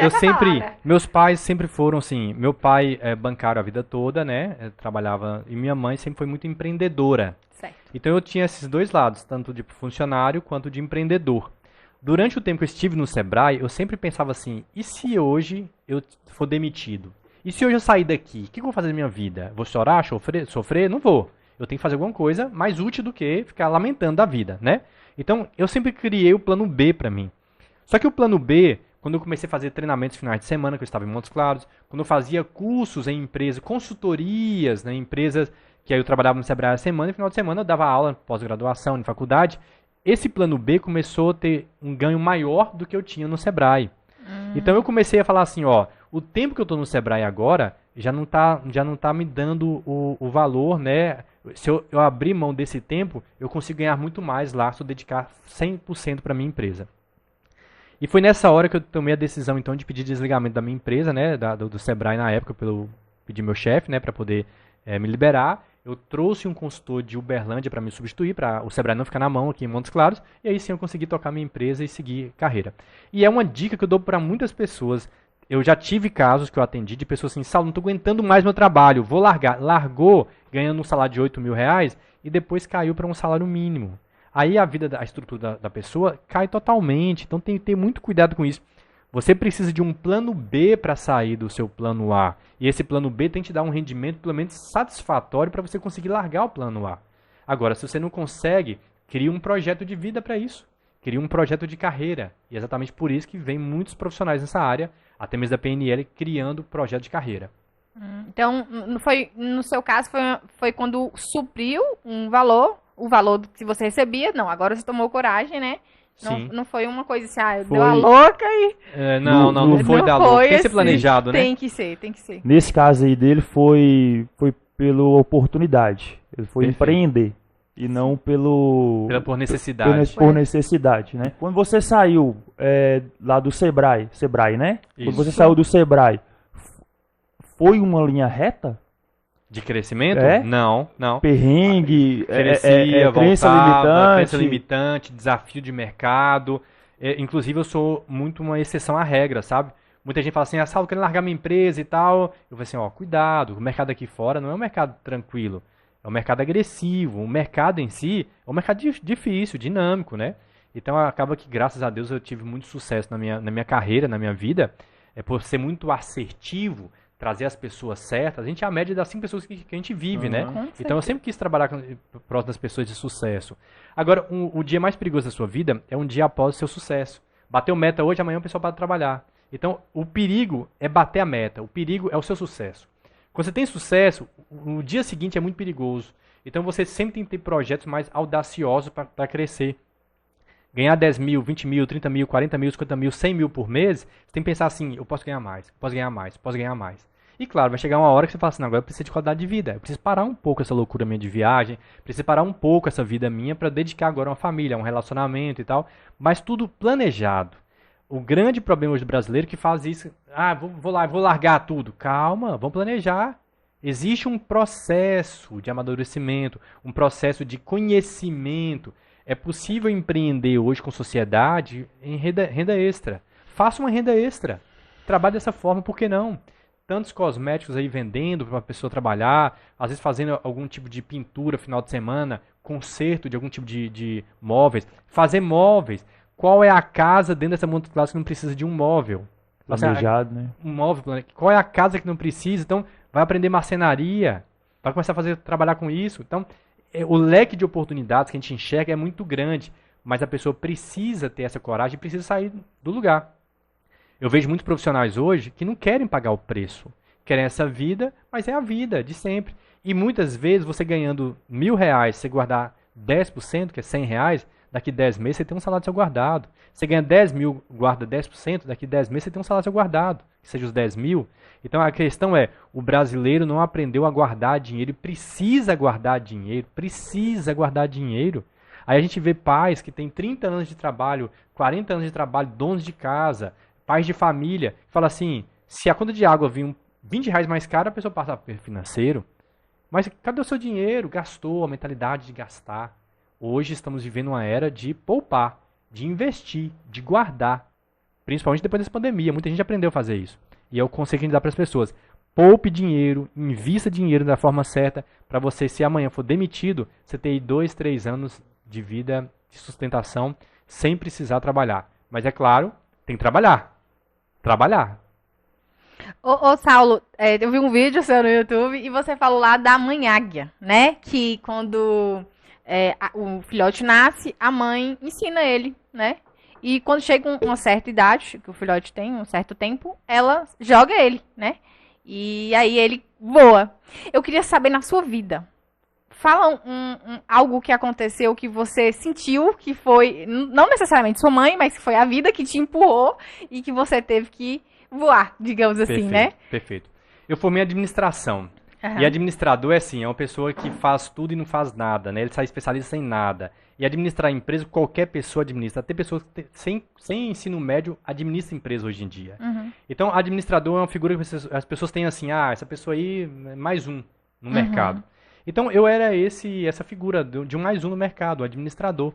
E, de repente, quando eu tive a oportunidade na minha faculdade de dar aula, de fazer consultoria, eu fui muito privilegiado porque meus professores acreditavam em mim, mandavam eu para fora poder fazer cursos, ir lá e dar treinamentos para as incubadoras da faculdade. Então, toda oportunidade que me veio, eu abracei. Toda oportunidade. Primeiro ensinamento é você saber abraçar as oportunidades. Talvez você não sabe por que está aprendendo a tocar um instrumento hoje. Mas lá na frente, eu sou um palestrante, eu aprendi a tocar instrumento. Então hoje eu entendo de música, eu entendo de som, de regular sistema. Eu dava aula de informática com 12 anos de idade. Pra que isso? 12 anos de idade. Mas hoje, tudo que eu faço tem envolvimento com tecnologia, então eu precisei desse conhecimento. Meu pai me coloca numa aula de datilografia com 12 anos de idade, ASDFG, 20 páginas. Pra que isso? Hoje eu consigo digitar texto rápido, apostila rápida. A minha produtividade é muito grande. Então, muitas pessoas hoje não querem fazer aula de violão, aula de música. As pessoas não querem idiomas, não querem fazer aula de informática, não querem aprender datilografia. Não quer aprender, não quer fazer nada. Então, pessoas que deu 6 horas vão para casa, vão assistir TV. Gente, se essas pessoas lessem 30 minutos por dia, daqui a um ano, elas nunca vão conseguir ser a mesma pessoa de um ano atrás, porque você tem conhecimento. Se você investe em um carro, você tira da concessionária hoje, ele já perde o valor. Daqui a um ano piorou ainda. Mas quando você investe em você, você só valoriza. Então, o melhor investimento é nas pessoas. E eu tive muito isso na minha vida. Eu fui muito bem orientado por mentores, sabe? Pessoas falando assim, Saulo, não está na hora de você investir em carro, tem que investir em você. Eu fiz uma pós-graduação, fiz um mestrado, eu fiz todas as formações em PNL, fora diversos cursos que eu fiz aqui no Brasil e fora. Então, eu quis investir muito em mim. Enquanto meus colegas estavam comprando carro, comprando viagem, eu queria investir em conhecimento. Então, eu fui muito feliz com isso, porque hoje eu vendo conhecimento. E eles me pagam caro para poder vender um conhecimento. E aí na minha vida, na minha jornada da administração, eu venho então pegando oportunidades. Quando eu entro no Sebrae, eu queria trabalhar com empreendedorismo. No Sebrae, não, você vai ser consultor de marketing. Claro! É nóis. Vamos abraçar! E tem pessoas que falam assim, isso não é o que eu quero, larga para lá. Você tem dois caminhos. Ou você aprende a gostar daquilo que você está fazendo, ou você faz aquilo que você gosta. Se você não consegue fazer o que você ama, aprenda a gostar do que você faz. O ser humano é adaptável. E futuramente, assim, você volta a realizar seu sonho. Tem gente que quer realizar seu sonho no início da carreira. E início de carreira não é para realizar sonho, é para construir estrutura. Como é que eu vou chegar e nadar no terraço lá, se eu não tenho a base pronta? Então, você precisa hoje construir bases de conhecimento, de estrutura, para futuramente você conseguir esse upgrade. E essa lei de que o plantar para colher é fantástico. Na área comercial, então, a pessoa entra na empresa, manda proposta, liga para o cliente. Saulo, não deu certo. Continue, persistência. Que aí no primeiro mês talvez não deu, mas no segundo, quando vem com muita força, vem com muito sucesso as pessoas, sabe?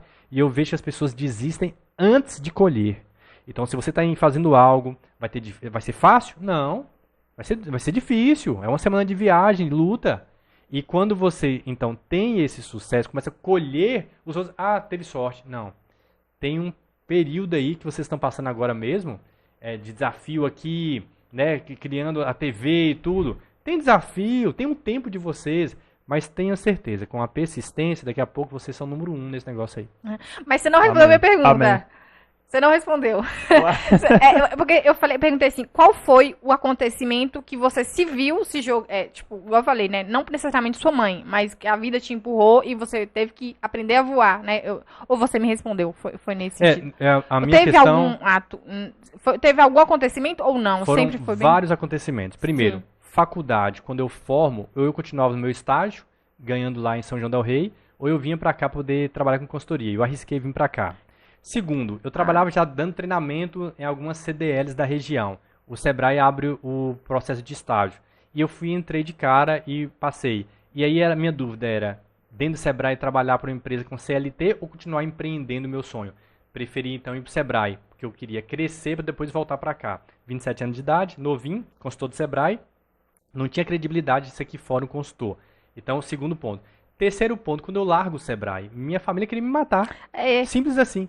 Meus pais falam assim, você é louco, mas você larga um salário de 10 mil reais no Sebrae para você vir empreender, para você trocar um negócio, isso é louco. Para trocar o certo pelo duvidoso. Quando as pessoas não falam isso, né? Trocar o certo pelo duvidoso, eu falei assim, não, eu vou ganhar muito mais lá fora. E aí minha família não confiou em mim na época, eles não me apoiaram, não acreditaram em mim, então eu fui basicamente assim, contra a minha família, eu desobedeci minha família, mas com muita honra. Sim. E aí eu comecei a trabalhar com minhas empresas, tive altos e baixos, até conseguir estabilizar e ser o que a gente é hoje. Porque você via algo que eles não viam. Concorda comigo? E o potencial, tem uma história incrível. Conta. Um fazendeiro pegou um ovo de pata e colocou num ninho de galinha. E ali nasceram os pintinhos com o irmão patinho. Durante toda a vida daquele patinho, a mãe galinha ensinou para ele ciscar no mato, caçar insetos na floresta, viver como galinha. Certa vez, já jovem, esse patinho, o filho, vira para a mãe dele e fala assim, mãe, eu acho que eu sei que fazer isso aí, eu voar igual esses patos. A mãe vai e repreende, não, meu filho, você é galinha, galinhas não voam. Você já aprendeu tudo que sua mãe poderia te ensinar para ser galinha, ciscar no mato, caçar insetos na floresta, viva como galinha. E aí, frustrado e insatisfeito, ele sabia que dentro dele tinha um potencial muito maior do que aquilo. E ele foi então para a floresta em busca de ajuda. Ele encontra um pato selvagem, já de idade, que resolve ensinar para ele as técnicas e teorias do voo.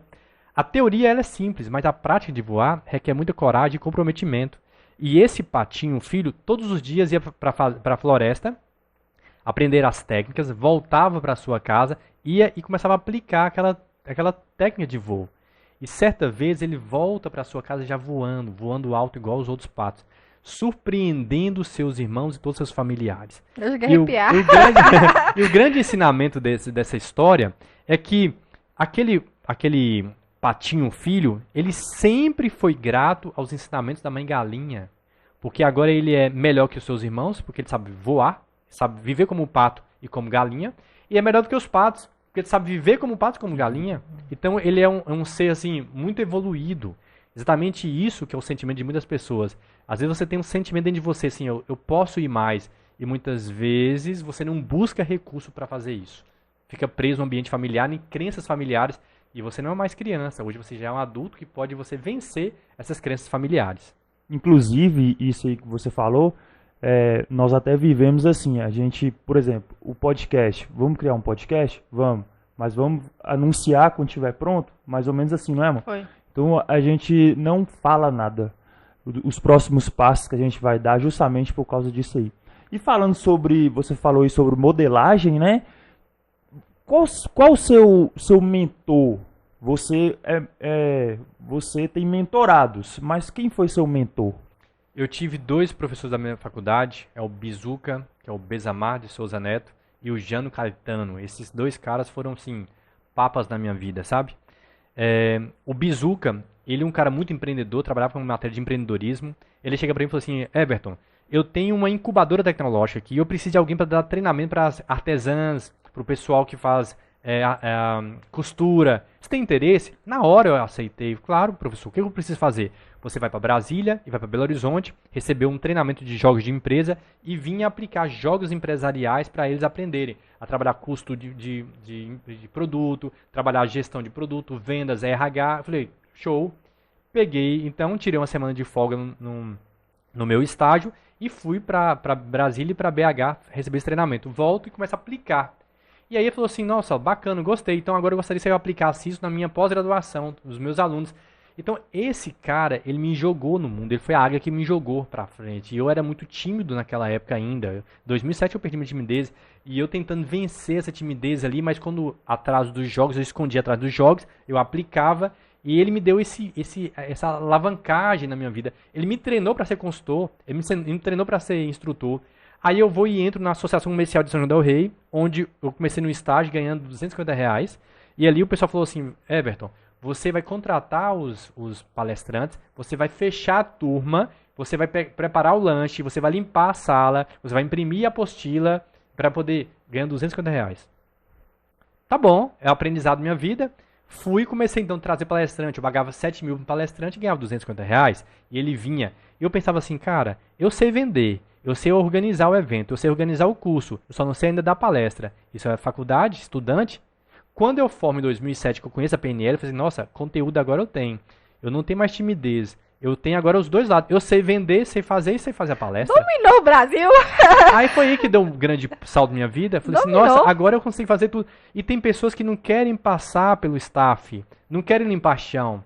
Tem gente que não quer organizar gaveta, acha que o sucesso já começa de cima. Tá vendo que tudo que você faz tem que começar de baixo, mas hoje eu sou palestrante, que chego lá e faço treinamento. Inclusive, na própria Bíblia diz, né, lá em Oséias, se eu não me engano, capítulo 4, versículo 6, que o povo lá naquela época lá estavam morrendo por falta de conhecimento, né?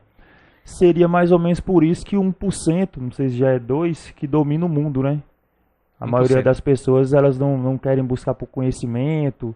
Teve, falando ainda de modelagem, né? Eu vi uma postagem sua sobre modelagem, né? Você acabou de falar que a gente é o resumo de quem a gente tá mais próximo, assim, né? Você teve, então, mentores dentro da faculdade. Você falou 2, não foi? 2 mentores. Depois, quando estava no Sebrae, eu tive 2 mentores também. Meu gerente, meu chefe, o Cláudio Oliveira, e o Jadilson Borges, que hoje é gerente do Sebrae hoje agora, ele acabou de subir de cargo, né? Que era o analista técnico de Janaúba. São pessoas que me ajudaram em tudo. Até assim, salta na hora do seu mestrado, vai fazer. E eles me davam suporte. Então, eles me direcionavam. Eu falei assim, agora eu preciso fazer o que? Não, você precisa escrever um artigo agora na revista, tá na hora de você fazer isso aí. Eles me direcionavam para o sucesso, que eu tinha que fazer, o caminho, passo a passo. E muita gente, às vezes, não tem esse mentor. Essa pessoa fala assim, faz isso agora, faz aquilo, vai dar certo. Eu tive na minha vida.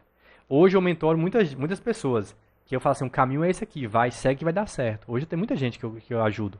Mas eu vejo também muitas pessoas que não me pedem ajuda e eu assisto de longe e vejo que se tivesse um mentor na vida delas, seria um outro nível de Você resultado. foi abençoado, viu? Porque meu sonho é ter um mentor. Porque assim, nós trabalhamos, nós empreendemos, eu sei o quanto que é difícil você ver um mato e sair capinando, entendeu? Você não tem estrada, você não sabe que aí você vai pra um lado, não dá certo, vai pro outro, não dá certo. Se caso a gente tivesse um mentor, nossa Deus, eu tenho certeza que a gente já estaria em outro nível. Certeza. E assim, eu sei, hoje, antigamente, né, um ano atrás, eu não dava moral, eu não dava importância pra importância que é ter um mentor, a importância de ter alguém acima em relação ao conhecimento para te falar, faz isso, faz aquilo, né?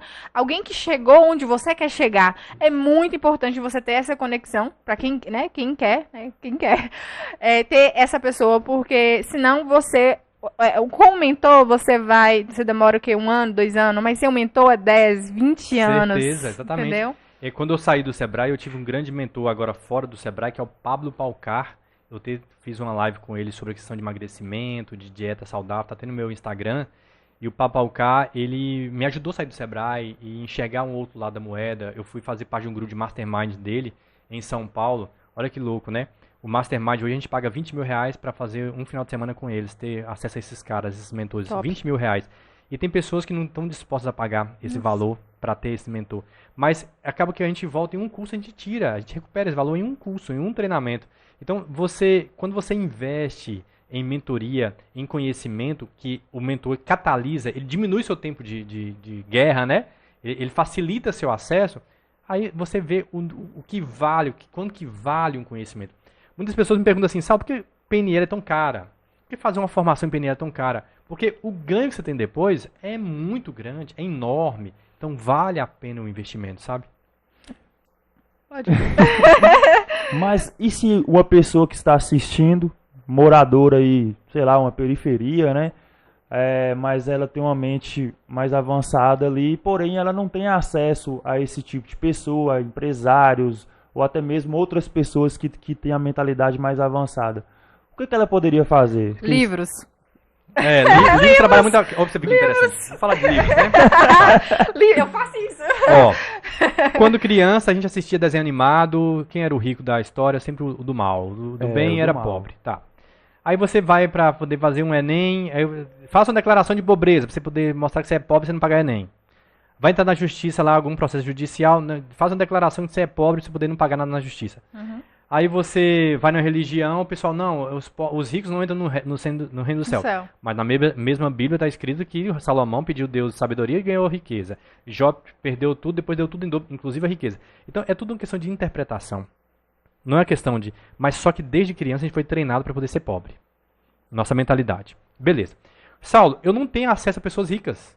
Eu estou na periferia. Eu não tenho acesso. Como é que eu vou pensar igual um rico se eu não tenho? Primeira solução. Livros. Os livros vieram, Pai Rico, Pai Pobre, Os Segredos da Mente Milionária, Salomão, o Homem Mais Rico da Babilônia, enfim, tem vários livros fantásticos. E esses livros trabalham com você a crença de riqueza. Segundo ponto, agora eu preciso ter acesso a pessoas ricas, empresários, eu tenho que ter acesso a empresários. Onde que esses empresários estão? Em eventos da CDL, eventos do Sebrae, do Senai, do Senac, treinamentos. Quantos empresários fazem treinamento comigo lá? Fala assim, Saulo, eu vou fazer um treinamento numa empresa, porque lá vai estar cheio de empresários, um treinamento de empresas. Eu vou estar pegando amizade com um empresário. O network. Gente, network, uma das habilidades do empreendedor de sucesso. Mas a pessoa tem que dar o primeiro passo. O empresário não vai lá na periferia, sentar na casa dele, quer emprego. Não vai fazer isso.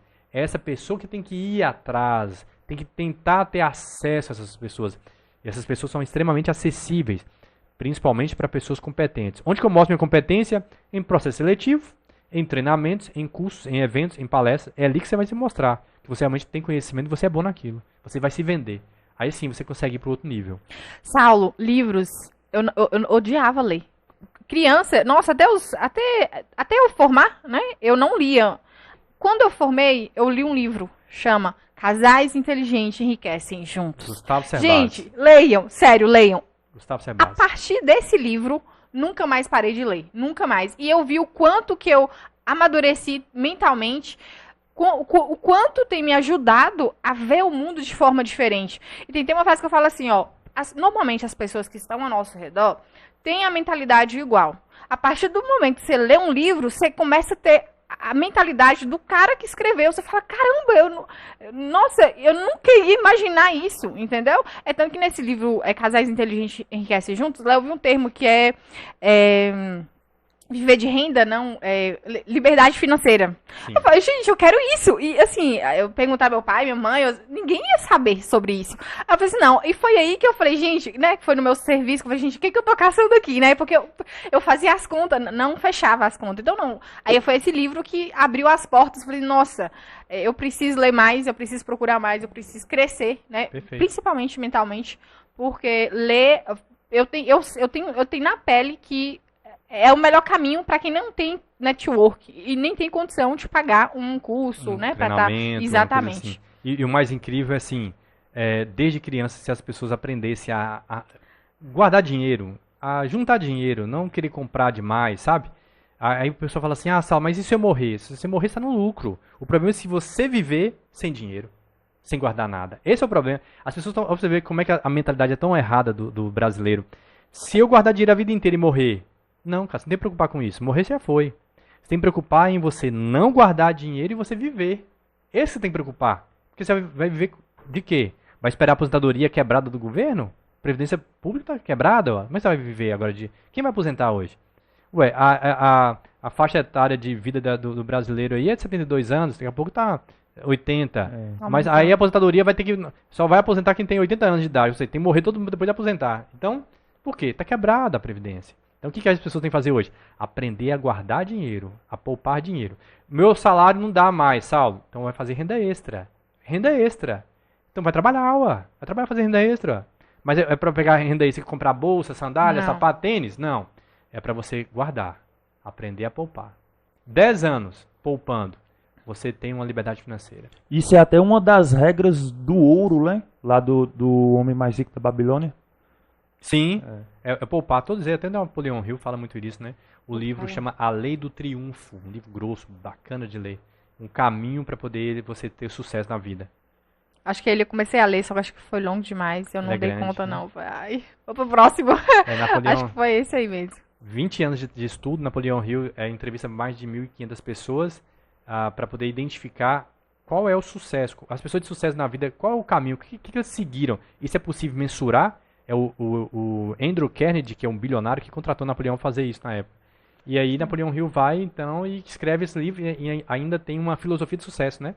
Que ele vai e traz, que é Filosofia de Sucesso de Napoleão Hill. Se você pensa que é um derrotado, será um derrotado. Se não pensar que era a qualquer custo, não conseguirá nada. Mesmo que você queira vencer, mas pensa que não vai conseguir, a vitória não sorrirá para você. Se você fizer as coisas pela metade, você será um fracassado. Nós descobrimos nesse mundo que o sucesso começa pela intenção da gente e tudo se determina pelo nosso espírito. Nossa. Se você pensa que é um malogrado, ou seja, mal sucedido, você se torna um como tal. Se almeja atingir uma posição mais elevada, deve, antes de obter a vitória, dotar-se da convicção de que conseguirá infalivelmente. É a última estrofe. A luta pela vida nem sempre é vantajosa aos fortes nem aos espertos.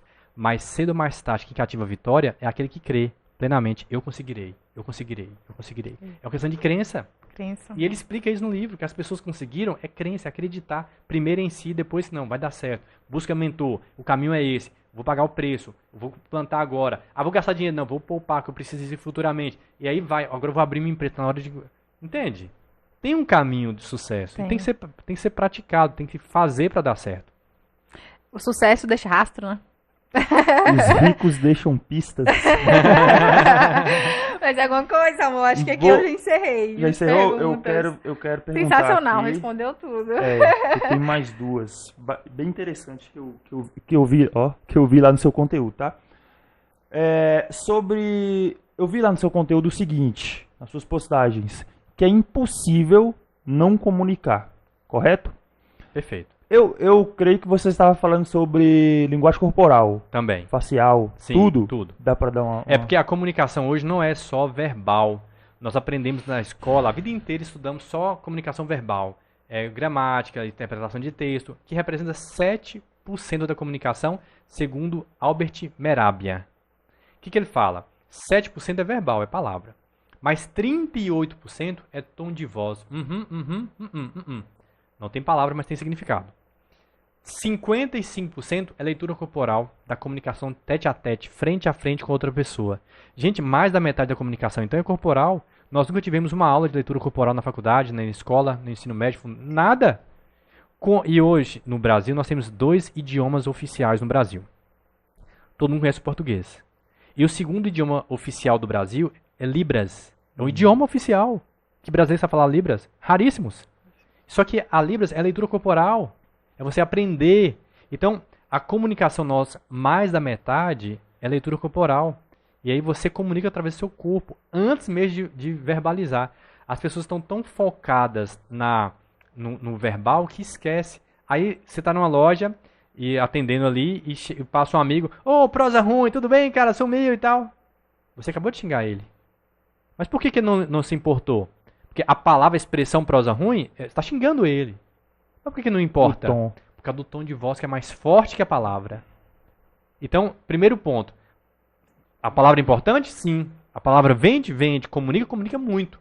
Mas o não verbal, que é tom de voz, expressões corporais, comunicam em 93%. Ah, não quero sair de casa hoje. Você está comunicando, você não quer sair de casa. Não tem como você não comunicar. Até parado você se comunica. Não tem como você não se comunicar.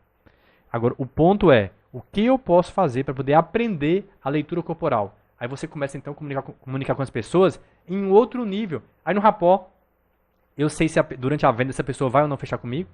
Eu sei a hora de oferecer o produto. Eu sei a hora de fazer o diagnóstico. Eu sei a hora de conversar. Eu sei a hora de calar. Com a leitura corporal você sabe. E as pessoas não têm essas ferramentas. Por isso que elas são péssimas comunicadoras. Isso tem alguma coisa a ver com as chaves visuais? Tem. Porque as chaves visuais, ela é um pouco da leitura corporal. Quando a pessoa olha muito para cima, ela está buscando mais canais, recursos visuais. Existem 3 tipos de pessoas na comunicação do sistema representacional. Toda informação externa entra na nossa mente por 5 sentidos: visão, audição, olfato, paladar e tato. Nós organizamos os 5 sentidos em 3 grandes sistemas: sistema visual, pegando no campo da visão; auditivo, pegando no campo da audição; e sinestésico, pegando no 3. Sentir toque, que é o tato; sentir cheiro, que é o olfato; sentir sabor, que é o paladar. Cada um de nós desenvolve um canal desse desde criança. Então, pessoas que vão estudar, bate o olho, aprendem e são visuais. Outras têm que ler alto para ouvir a própria voz para poder aprender. São auditivas. E outras têm que rabiscar, anotar para poder aprender. São sinestésicas. Robert Dilts descobriu que quando a pessoa visual vai comprar um produto, ela escolhe o produto pelo aspecto visual. Quando vai comprar, o auditivo vai comprar um produto, escolhe pela fala do vendedor. E quando o sinestésico vai comprar o produto, quer tocar, quer experimentar. É como se você chegasse numa padaria. Nossa, que bolo bonito, eu quero. Visual. Nossa, esse bolo tá gostoso, eu vou gostar. Auditivo, tem que ouvir para poder comprar. O sinestésico, eu posso experimentar para poder levar? Sinestésico. Então você tem 3 tipos de cliente. Quando você identifica esse cliente com o canal preferencial, eu sou muito mais assertivo. Eu vou te entregar aquilo que somente precisa para tomar uma decisão. Agora, como que eu vou identificar se você é visual, auditivo, sinestésico? Pelos seus olhos. É uma das formas. Quando você olha para cima, você é visual. Na horizontal, você é auditivo. E lado direito inferior, você é sinestésico. Isso, por exemplo, eu estou numa loja de sapato. Então, a venda começa quando o cliente pisa o pé na loja, correto? Então, isso. Quando o cliente pisou o pé na loja, já começa o meu processo como vendedor dessas análises? Sim, se puder até antes, melhor. Mas se ele pisou na loja, você identificou ele, você já começa a observar a velocidade que ele caminha. Qual é a zona nobre da loja? Que região que ele olhou? Quantas vezes tem um cliente que entra assim, olha assim, oh, bacana o produto. Vai lá e pede outro produto, compra, volta e dá uma olhadinha ainda e sai. E o vendedor não pede. Gente, olha, chama o cara. Você viu aquilo aí? Você gostou? Vamos olhar? E o vendedor às vezes não tá atento a isso. Ele tá muito desligado, tá aqui, ó, um cabresto, né? Não olha pro cliente, não tá preocupado com o cliente. Acha que a comunicação é só... E tem vendedores que acham que só depois que o cliente falou que vai comprar, que compra. Não, a gente já identificou pelo corpo que o cliente vai ou não comprar. Aí já entra o corpo, não são os olhos. Você fala postura, ombro... E os olhos fazem parte, né? Desculpa. A leitura corporal dos olhos, vamos pensar que só nos olhos. Você olhar para cima, lado direito, você sempre cria imagem. E lado esquerdo superior, você lembra da imagem. Lado direito, na horizontal, você cria sons. E lado esquerdo, você lembra de sons. O diálogo interno, quando eu olho para cá, o lado esquerdo inferior, estou conversando com outro Saulo. E o lado direito inferior, estou buscando sinestesia. A pessoa está triste, buscando emoção, a sinestesia, ela olha para cima ou para baixo? Para baixo. A pessoa triste não tá assim, olha pra cima, ela olha cabisbaixa. Aí você vai num aniversário, aí ficou emocionado, emocionada. Aí o que você vai fazer? Você olha pra cima e respira. Por que olhar pra cima? Porque é o oposto da emoção. Somente desde criança foi feita com esse padrão. Só que a PNL mapeou e falou assim, opa, então a pessoa olha pra cima, poder afastar da emoção, inconsciente faz isso. Vou mostrar pra ela que é possível fazer isso como técnica. E ela, quando ela quiser olhar mais racional, olha pra cima. Até o tom de voz seu, quando você olha pra baixo, trabalha mais grave. E o grave transmite credibilidade, confiança. E quando você quer falar mais agudo, você olha pra cima, você coloca a cabeça pra cima. É mais fácil falar agudo. E você cria rapport, afinidade. Oi, Saulo, tudo bem? Palestrante. Olá, pessoal, boa noite. Agudo, cria afinidade. E quando eu vou falar assim, ô Everton, é grave, é confiança, é credibilidade. Entende? O tom de voz também faz parte da leitura corporal. Quando você olha para o lado direito, então você está usando o seu lado mais emocional. Olhar para a esquerda, mais racional. E essa leitura dos olhos, quando a gente faz uma pergunta para você que você precisa acionar, aí é onde a gente identifica qual o canal preferencial seu. A ponto da modelagem que você falou comigo, Saulo, eu quero aprender a ser muito bom em futebol. A gente pega uma pessoa que é boa em futebol e mapeia os olhos dela, e a partir dos olhos é capaz de identificar qual é o padrão e a habilidade que ela usa no futebol e consegue duplicar isso para outra pessoa. É um nível bem mais avançado, né, de PNL, mas a gente faz isso. Eu acho que eu já vi isso em Copa. Eles gravam um vídeo gravando o time oposto jogando pra ver isso ou você não sabe? É, porque eu acho que eles fazem até isso. bater um pênalti, o jogador, antes de escolher o lado, existe um movimento dos olhos para escolher. Olha, assiste. Que legal. Ô, Saulo, outra coisa. Hoje em dia, tudo tem uma técnica, né? Eu tava até conversando com ele esses dias. Falei, gente, hoje, assim, se você tiver tempo, você consegue ter excelência no que você quiser, porque é tudo estudado, tá tudo livre. Assim, igual você falando aí sobre venda e tal, então você consegue mapear a pessoa Sim. E consegue converter mais vendas se você tivesse conhecimento. E quando a gente trabalha com PNL, a gente, além das crenças, a gente tem muitas ferramentas. O que você quiser aprender, você aprende. Se um ser humano faz, você aprende. Nas minhas horas vagas, quando eu tinha minhas férias no Sebrae, eu fui uma vez procurar uma marcenaria para poder fazer a cozinha da minha casa. Tinha comprado uma casa e tal. E eles me entregavam em 40 dias. Minhas férias eram daqui 2 semanas, digamos assim. E eu falei assim, não é possível. Eu pago um pouco mais caro. Não, 40 dias que é o prazo. Fui em outra marcenaria, 40 dias. Na outra marcenaria, 60 dias. Eu falei, mas por que eles não me entregam? Aí eu falei, não, eu tenho que aprender isso aí. E entrei num canal no YouTube, lembro como se fosse hoje, chamado de Leão Marceneiro. E eu aprendi com um cara no YouTube como que faz marcenaria. Uau. E aí nas férias minhas eu fiz minha cozinha inteira, não ficou 100%.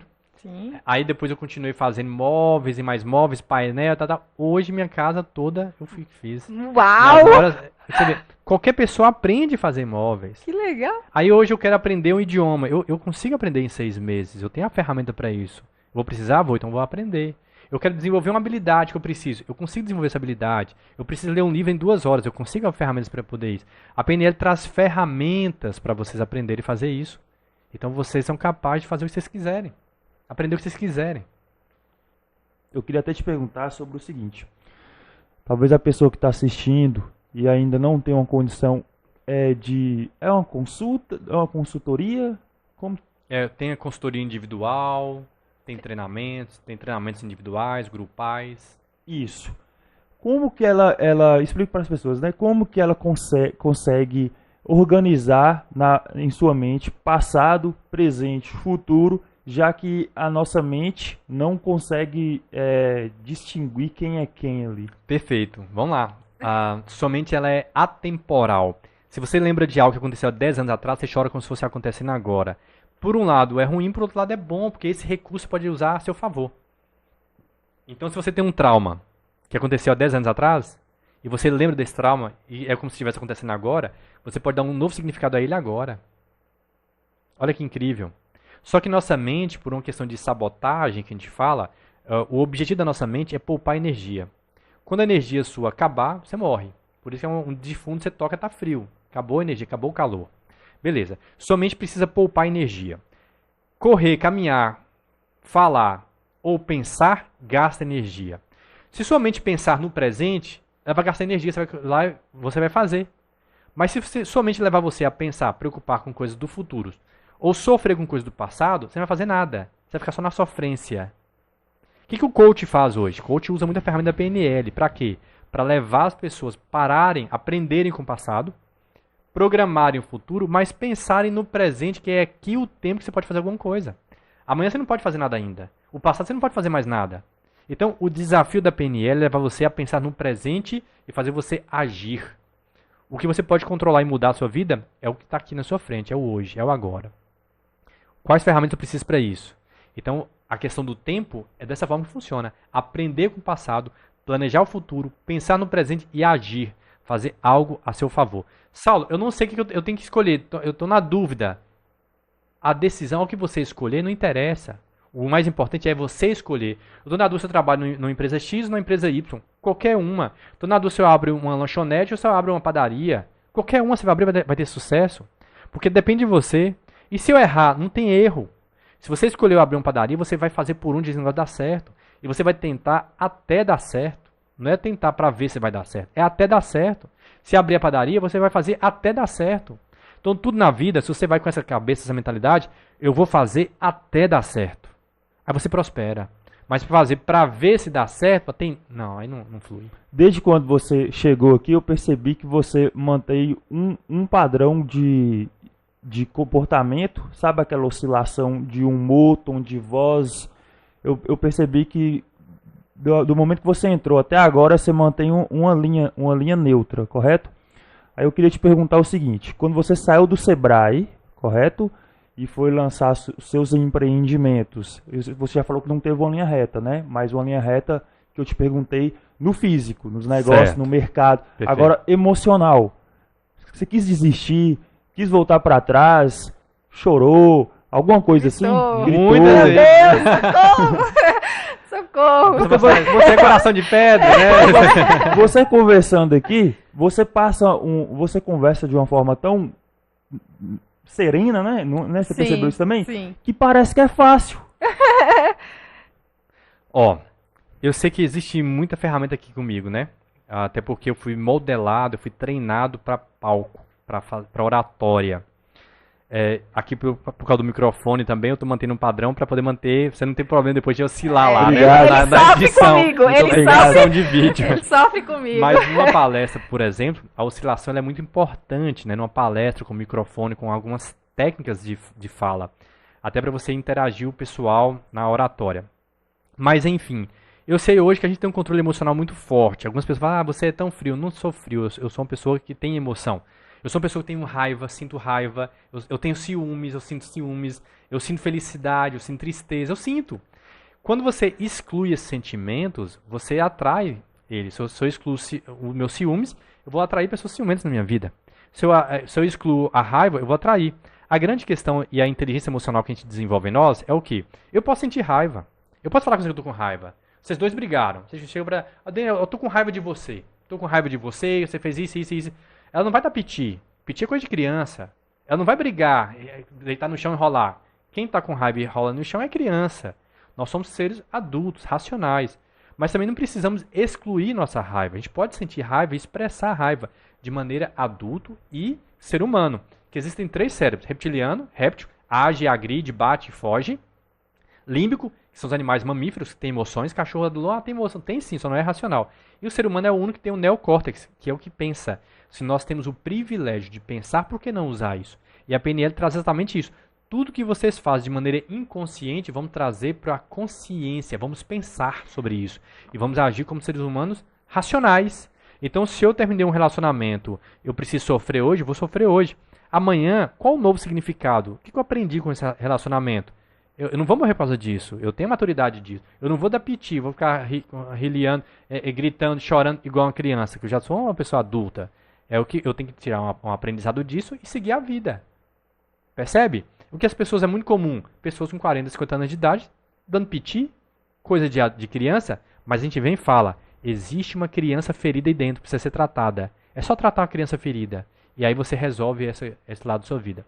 Muitos relacionamentos meus que eu separei recentemente e tal, a minha ex-esposa é minha sócia, trabalha com a gente, tem relacionamento, eu também tenho meu relacionamento, e tá tudo certo. As pessoas falam assim, mas gente, como é que vocês conseguem? Maturidade, ó. É maturidade, é você entender que o ser humano, cada um tem suas escolhas, e essas escolhas são importantes. Nós temos um filho em comum, e o filho não pode ter dois pais brigando, porque vai afetar ele. Nós pensamos no nosso filho também. Então, esse nível de maturidade que a gente desenvolve, tudo isso é ferramental. Eu não nasci dessa forma. Eu era brigão, eu era um cara esculhambado, eu sofria horrores e tal, mas foi as escolhas da nossa vida e da minha vida que fez com que eu mantivesse, então, esse equilíbrio emocional. Uau. Bacana. Sensacional, Saulo, sensacional. Sério mesmo. Isso aqui foi uma aula. Isso uma aqui aula. eu já sabia. Você já sabia? Já sabia Filha? que ia ser um curso. Isso aqui foi um Foi um curso. Então curso. quem assistir aí conseguir absorver, né? Foi falado. Mais alguma pergunta? Não, tá ótimo aqui. Bom, pessoal, esse foi o nosso episódio aqui com o Saulo, tá? Saulo, seguinte, aquela câmera branquinha ali é sua, tá? Se você quiser deixar uma mensagem, eu quero que você deixe seus contatos, tá? Isso. Apesar que vai estar nas descrições Descrição também, também, um o pouquinho do site, seu tudo trabalho, certinho. tá? O site, aquela câmera ali é sua. Perfeito, pessoal. Meu Instagram é Everton Saulo Oficial, né? Só me seguir lá, tem todos os contatos meus a partir do Instagram. Eu quero encerrar, agradecer a todos vocês que estão nos ouvindo aqui, pelo convite também na Tâmara do Daniel. Muito obrigado, né, pelo convite, estou sempre à disposição se vocês precisarem. Eu sempre encerro minhas falas com uma história, e a história, para encerrar, é de um piloto de avião, que ele tinha um avião monomotor, um frágil avião monomotor, e ele se deu ao luxo, né, um desafio de dar a volta ao mundo com seu frágil avião monomotor. E assim foi. Na segunda jornada da sua viagem, quando ele lança voo na Índia, ele percebe um ruído na lona de revestimento do seu frágil avião monomotor. Ele então percebeu que tinha alguns ratos na carenagem que poderia comprometer sua viagem. E aí ele decidiu então voar mais alto, porque ele sabia que ratos não resistem às alturas. E assim o fez. Ele começou então a forçar seu avião, com muita trepidação, com muito desafio ali, com muita turbulência. Ele ainda forçando o seu avião, ele percebeu que quanto mais alto ele chegava, menos barulho os ratos faziam. Então sua estratégia dava certo. Ou ele voltava a pousar o avião para poder livrar dos ratos, ou ele voava mais alto. Ele escolheu voar mais alto. Então ele tinha que fazer isso valer a pena. E assim foi. E ele forçou tanto o avião, chegou a uma altitude tão elevada, tão elevada, tão elevada, que os ratos pararam de roer a sua lona de revestimento. Porque ele sabia que ratos não resistem às alturas. Todos vocês que estão nos assistindo aqui hoje, se alguém falar para vocês que vocês não vão ter sucesso, voe mais alto. Se falar para você que você vem de uma família pobre e você nunca vai ter prosperidade na sua vida, voe mais alto. Se falarem para você que você nunca vai ser ninguém na vida, não escute essas pessoas. Simplesmente voe mais alto. Porque ratos não resistem às alturas. Uau! Nossa, Deus. Sensacional. Obrigado. Que história. Ó, eu queria agradecer. Ó, antes de te agradecer, eu queria falar o seguinte. Eu gosto muito de ouvir histórias. Eu gosto de conversar com pessoas. E, igual no vídeo 0, né? 00 que a gente falou. Que tal unir isso, né? Que a gente gosta de ouvir e gravar e criar um podcast. Então, gosto muito. Então, eu queria agradecer você por todos os ensinamentos. Quem conhece, quem procura conhecimento, sabe que tudo que você falou aqui é caro, é tanto de valor quanto de preço, né? Então eu queria te agradecer por isso. Quer agradecer? Já agradeceu? Já agradeci. Já agradeceu? Muito obrigado, Já. obrigado. Deus abençoe, viu? Muito sucesso no projeto de vocês. Obrigado. Espero que dê muito certo. Precisa da gente aí, estamos à disposição. Obrigado. Valeu. Beleza. É isso, pessoal. Espera aí, pessoal. Pessoal, não esqueçam de se inscrever no canal, dar o joinha, comente eu estou aqui, tá? Não esqueça de nos seguir em nossas redes sociais e seguir o Saulo lá também. Os contatos dele vai estar aqui na descrição do vídeo, do Centro Brasileiro de PNL. Centro Brasileiro de PNL. E se tudo quiser escrever, certinho. fazer perguntas, podem me passar também, eu respondo aí no canal pra Isso, vocês. bacana, bacana. Bacana. Então é isso, gente. Vai, encerra. Vocês podem assistir e marcar nós nos stories, né? O Saulo, o Millecast. Assistindo, vocês podem estar marcando nós lá, a gente vai repostar no Instagram. E é isso. Isso mesmo, gente. Faça a marcação lá. E é isso, até o próximo episódio do Millecast. Alô!